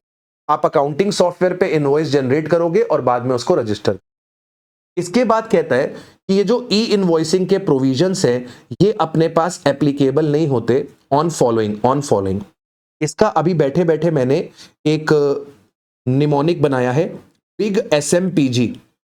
ये एग्जाम में बड़ी बार पूछा जाता है कि ई इनवॉइसिंग के प्रोविजन किस पे एप्लीकेबल नहीं होते, तो बिग SMPG पे एप्लीकेबल नहीं होते। B स्टैंड्स फॉर आपकी जितनी भी बैंकिंग कंपनीज हैं, फाइनेंशियल इंस्टीट्यूशंस हैं, NBFCs हैं, इंश्योरेंस कंपनीज हैं। I स्टैंड्स फॉर ISD, ठीक है। G स्टैंड्स फॉर आपका गवर्नमेंट डिपार्टमेंट कह लो या GTA कह लो। G स्टैंड्स फॉर आपका GTA। तो बिग में B is for the banking companies, insurance companies, financial institution, NBFC। I stands for input service distributor. G stands for GTA। S stands for आपका SEZ की जो units हैं, इनके ऊपर ई invoicing के प्रोविजन नहीं लगते। M स्टैंड्स फॉर मूवी मतलब multiplex cinema halls. P stands for जो पैसेंजर ट्रांसपोर्टेशन सर्विस देता है, Ola, Uber. And G stands for lastly government departments और लोकल अथॉरिटी। बिग SMPG, इनके ऊपर ई इनवॉइसिंग के प्रोविजन नहीं लगेंगे। B stands for banking company, NBFC, financial institution, insurance company. I stands for input service distributor. G stands for GTA। S stand for SEZ unit. M for movie मतलब multiplex. P stands for passenger transportation service, and lastly G stands for government department and local authority। इनके ऊपर ई invoicing के provision नहीं लगते। इसके बाद कह रहा है कि अगर ई इनवॉइसिंग के प्रोविजंस आप के ऊपर एप्लीकेबल है, तो registered person doesn't issue the e-invoice, then it shall be considered that no invoice has been issued. That is, normal invoice shall not be considered as valid invoice. तो अगर आपके ऊपर ई इनवॉइसिंग के प्रोविजन लग रहे हैं और आप ई इनवॉइस इशू नहीं करते हो तो नॉर्मल इनवॉइस को वैलिड इनवॉइस नहीं माना जाएगा, ई इनवॉइस ही वैलिड इनवॉइस हो। इसके बाद कहता है e invoicing in case of the supplies under reverse charge mechanism. मान लो मेरा टर्नओवर 5 करोड़ को एक्सीड करता है पर मैं जो सप्लाई करता हूं वो रिवर्स चार्ज में आती है, तो क्या होगा? सरकार कहती है कोई फर्क नहीं पड़ता। अगर सप्लायर रजिस्टर्ड है, भले रिवर्स चार्ज लग रहा है, सप्लायर को ही क्या करना पड़ेगा? ई इनवॉइस इशू करना पड़ेगा, इससे कोई फर्क नहीं पड़ता। अगर सप्लायर एक नोटिफाइड पर्सन है, मतलब सप्लायर का टर्नओवर 5 करोड़ से ज्यादा है और सप्लायर रजिस्टर्ड है, तो ई इनवॉइसिंग एप्लीकेबल होगी। लेकिन अगर सप्लायर जीएसटी में रजिस्टर्ड ही नहीं है और रिसिपिएंट का जो टर्नओवर है वो 5 करोड़ से ज्यादा है, तो क्या यहां पे ई इनवॉइसिंग लगेगी? The answer is no. E invoicing के प्रोविजन कभी भी रिसिपिएंट के ऊपर नहीं लगते। ई इनवॉइसिंग के प्रोविजन हमेशा किसके ऊपर लगते हैं? सप्लायर के ऊपर। इसके बाद आता है sir dynamic QR code. Dynamic QR code क्या होता है? अक्सर आपने देखा होगा, आप कभी बिग बाजार में या डी मार्ट में किसी अच्छी जगह पे अगर आप शॉपिंग करने के लिए जाते हो तो वहां पर वो आपसे पूछता है कि आप पेमेंट कैसे करोगे। आप कहते हो यूपीआई से पेमेंट करो, तो वो अपने सिस्टम पे डेटा फीड करता है। लेट से अमाउंट बनी 5,600 रुपए, तो वो अपने सिस्टम पे डेटा फीड करता है और आपके सामने एक क्यूआर कोड पड़ा होता है। उसमें अचानक से एक क्यूआर कोड बन के आता है और उसके ऊपर लिखा होता है पे 5,600 रुपीज। आप जब वो क्यूआर कोड स्कैन करते हो तो आपको अपने यूपीआई ऐप पे कोई अमाउंट नहीं डालनी पड़ती, अमाउंट ऑटोमेटिकली इंसर्ट हो जाती है। देखा है आपने कभी? नॉर्मली आप अपने घर के पास जो परचून की दुकान है वहां पर जो क्यूआर कोड लगा होता है उसे जब आप स्कैन करते हो तो आपको अमाउंट अपने पास से फिल करना पड़ता है, फिर आप अपना यूपीआई पासकोड डालते हो, तब पेमेंट होती है। लेकिन जब आप किसी अच्छी जगह पे जाते हो, डोमिनोज पे जा रहे हो, पिज्जा हट पे जा रहे हो, या फिर आप मान लो कहीं पे शॉपिंग करने जा रहे हो, रिलायंस ट्रेंड्स पे जा रहे हो, ज़ूडियो पे जा रहे हो, तो वहां पर जब आप क्यूआर कोड स्कैन करते हो तो एग्जैक्टली वही अमाउंट जो आपका पेमेंट है, जो आपको पे करना है, वो अपने आप आ जाता है और आप सिर्फ अपना यूपीआई पासकोड डालते हो और पेमेंट होती है। इसको बोलते हैं डायनेमिक क्यूआर। कि आपका क्यूआर कोड वही वाला आएगा जितना अमाउंट आपसे लेना है, हर बार नया क्यूआर कोड जनरेट होगा, तभी इसको बोल रहे हैं डायनेमिक। जो घर के पास परचून की दुकान है जिसपे वो पेटीएम का क्यूआर चिपका हुआ है, वो स्टैटिक क्यूआर है। आप जब क्यूआर कोड स्कैन करते हो तो वहां पे सप्लायर की डिटेल आती है, अमाउंट आप भरते हो, फिर आप उसको पेमेंट करते हो। लेकिन डायनेमिक क्यूआर कोड में वो स्पेसिफिकली आपके लिए जनरेट करा गया है। तो जब आप वो क्यूआर कोड स्कैन करते हो तो जितना अमाउंट आपने पे करना है वो ऑटोमेटिकली आपकी ऐप पे आ जाता है, आप सीधे पासकोड डाल के पेमेंट करते हो। तो ये बेसिकली किस पे एप्लीकेबल होता है? जो B2C इनवॉइसेस होती हैं ऑफ रजिस्टर्ड पर्सन जिनका टर्नओवर 500 करोड़ रुपए से ज्यादा है in any financial year from 17-18। तो डायनामिक क्यूआर कोड किसके लिए मैंडेटरी है? जिसका टर्नओवर 500 करोड़ से ज्यादा है। जिसका टर्नओवर 500 करोड़ से ज्यादा है उसके पास डायनामिक क्यूआर कोड होना चाहिए। ये किसके लिए लाया गया है? ताकि इनेबल कर सके डिजिटल पेमेंट्स को via scanning the QR code.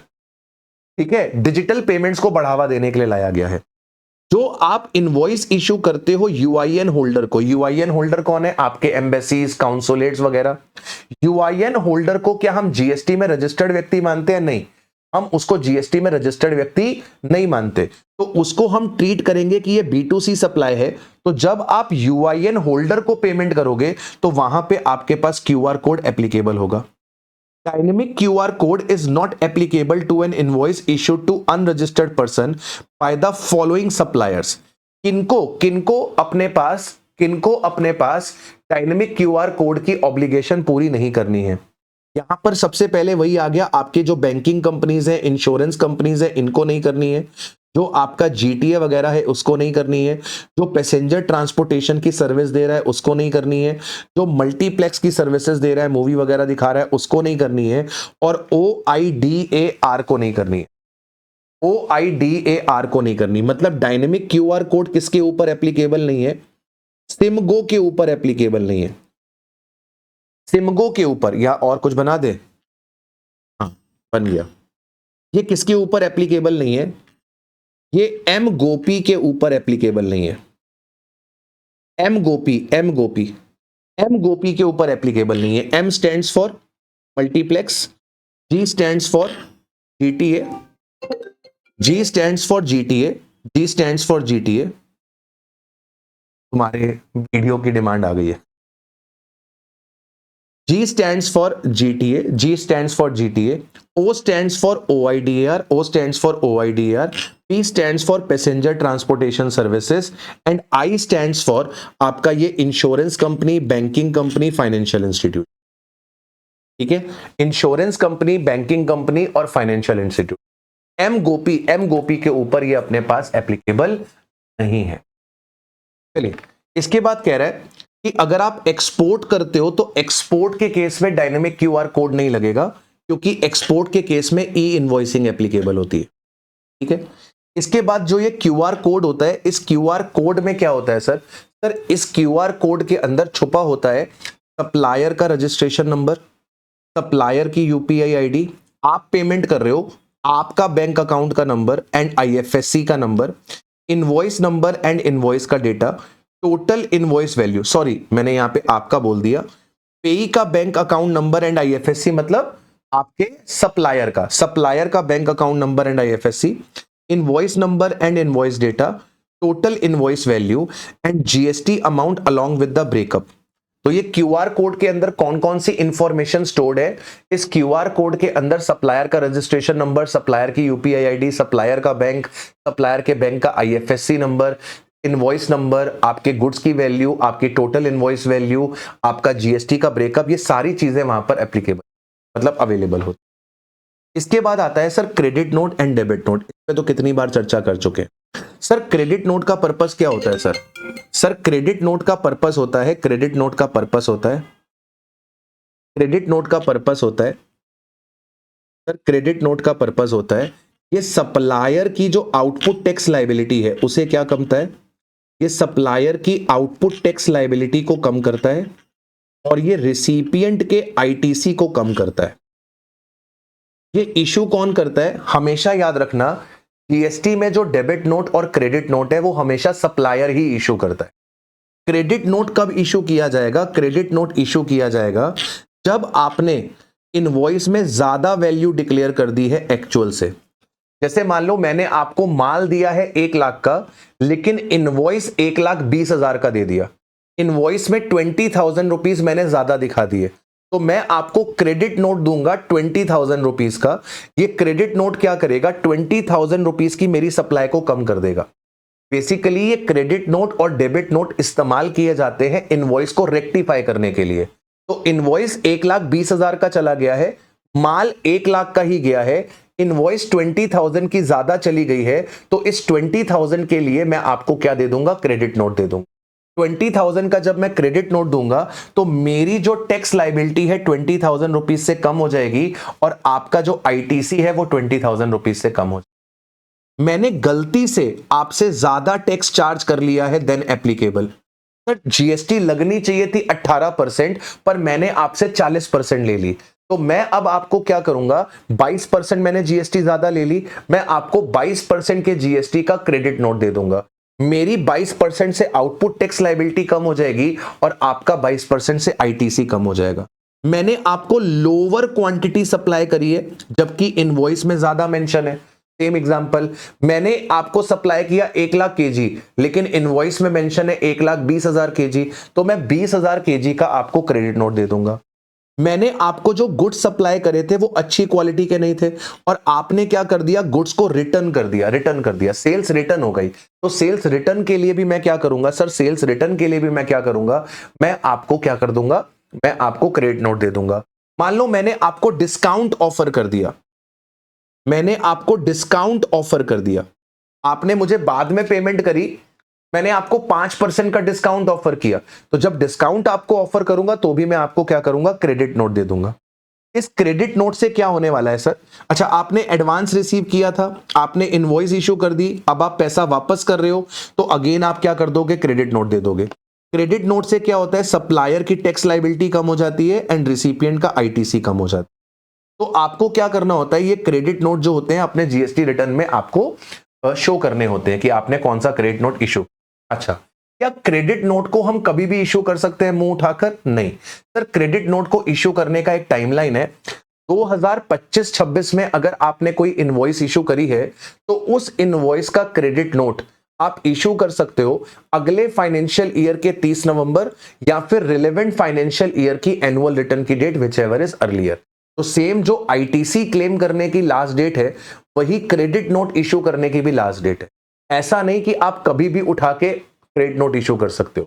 अगर 25-26 की कोई इनवॉइस है तो उसका क्रेडिट नोट इश्यू करने का टाइम लिमिट है 30 November of the next financial year और रिलेवेंट फाइनेंशियल ईयर की annual return which ever is earlier. Debit note क्या होता है? डेबिट नोट क्रेडिट नोट का बिल्कुल उल्टा होता है। डेबिट नोट क्या करेगा? डेबिट नोट सप्लायर की जो टैक्स लायबिलिटी है उसे इंक्रीज करेगा और ये रिसिपिएंट के आईटीसी को क्या करेगा? इंक्रीज करेगा। बिल्कुल उल्टा चलेगा। जैसे मान लो मैंने आपको माल दे दिया 1,20,000 का, लेकिन मैंने आपको जो इनवॉइस दी वो 1 लाख की ही दी। मतलब मैंने सप्लाई ज्यादा करी है, इनवॉइस कम की दी है, तो जो 20,000 की ज्यादा सप्लाई करी है उसके लिए क्रेडिट नोट दे दूंगा। मैंने आपसे जीएसटी कम चार्ज किया है, 18 चार्ज किया है, जबकि 40 होना चाहिए था, तो मैं 22% का एक्स्ट्रा जीएसटी चार्ज कर लूंगा। मैंने इनवॉइस में कम क्वांटिटी दिखाई है लेकिन मैंने आपको ज्यादा क्वांटिटी सप्लाई कर दी है, तो एक्स्ट्रा क्वांटिटी के लिए मैं आपको क्या कर दूंगा? Debit note. क्रेडिट नोट को इश्यू करने का टाइम लिमिट होता है लेकिन डेबिट नोट को इश्यू करने का कोई टाइम लिमिट नहीं होता। क्यों नहीं होता? क्योंकि क्रेडिट नोट इश्यू करने से सरकार का नुकसान होता है। जब आप डेबिट नोट इश्यू करते हो तो सरकार को टैक्स का पैसा मिलता है, तो सरकार यहां पर कहती है कि कोई टाइम लिमिट नहीं है, डेबिट नोट आप कभी भी इश्यू कर सकते हो। लेकिन क्रेडिट नोट को इश्यू करने का सरकार कहती है एक टाइम लिमिट होता है, उस टाइम लिमिट के बियॉन्ड आप इश्यू नहीं कर सकते। इसके बाद कुछ केसेस हैं जहां पर आप टैक्स इनवॉइस की जगह पर कोई और डॉक्यूमेंट इश्यू कर सकते हो। जैसे अगर आप बैंकिंग कंपनी हो, इंश्योरेंस कंपनी हो, एनबीएफसी हो, तो आपके तो बहुत सारे कस्टमर्स होते हैं, तो एक एक कस्टमर को इनवॉइस इश्यू करने की जरूरत नहीं है। आप मंथ एंड पे कंसोलिडेटेड इनवॉइस इश्यू कर सकते हो। अगर आप जीटीए हो तो आप जो कंसाइनमेंट नोट इश्यू करते हो वो कंसाइनमेंट नोट को ही हम टैक्स इनवॉइस मान लेंगे, प्रोवाइडेड उस कंसाइनमेंट नोट में आप कितना वेट लेके जा रहे हो, कंसाइनर कौन है, कंसाइनी कौन है, आपका जो ट्रक का रजिस्ट्रेशन नंबर है वो मेंशन हो, गुड्स की डिटेल मेंशन हो, पे जो आपको फ्रेट का पैसा देगा उसका जीएसटी नंबर मेंशन हो, और बाकी जो टैक्स इनवॉइस में डेटा होता है वो भी यहां पर होना चाहिए। ठीक है, तो कंसाइनमेंट नोट को ही टैक्स इनवॉइस मान लिया जाएगा। अगर आप पैसेंजर ट्रांसपोर्टेशन की सर्विस देते हो, लेट्स से आप बस चलाते हो, आप इंडियन रेलवेज हो, ट्रेन चलाते हो, आप एयरलाइन कंपनी हो, आप एरोप्लेन चलाते हो, तो ऐसे केस में जो टिकट आप इश्यू करते हो that ticket will be considered as tax invoice. अगर आप मूवी वगैरह का बिजनेस कर रहे हो, सिनेमा चला रहे हो, तो वहां पर जो आपकी ई टिकट होती है उसी को हम लोग क्या मान लेते हैं? टैक्स इनवॉइस मान। ठीक है, अब एग्जाम में यहां पर कहां से क्वेश्चन बन सकते हैं? एक तो ई इनवॉइसिंग इंपॉर्टेंट है, इसको आप ध्यान रखना, यहां पर एग्जाम में क्वेश्चन बन जाते हैं। पूरा का पूरा ई इनवॉइस काम का है, रिवाइज्ड टैक्स इनवॉइस काम का है, यहां से भी क्वेश्चन आपके पास बन जाते हैं। ठीक है, इसके बाद कब आपको इनवॉइस इशू नहीं करनी? जब वैल्यू ऑफ सप्लाई 200 रुपए से कम होती है, ये भी आपके पास इंपॉर्टेंट है, यहां पर भी आपके पास एग्जाम में क्वेश्चन बन जाते हैं। बाकी कोई उतना खास इंपॉर्टेंट है नहीं, चैप्टर बहुत इजी है, आप देखना, आप पढ़ोगे आपको आराम से समझ में आ जाएगा। राइट, तो मालिक आज की सभा हम यहीं पे समाप्त करते हैं, मिलते हैं आप लोगों से जल्द। Till then take care of yourself, bye to all, have a nice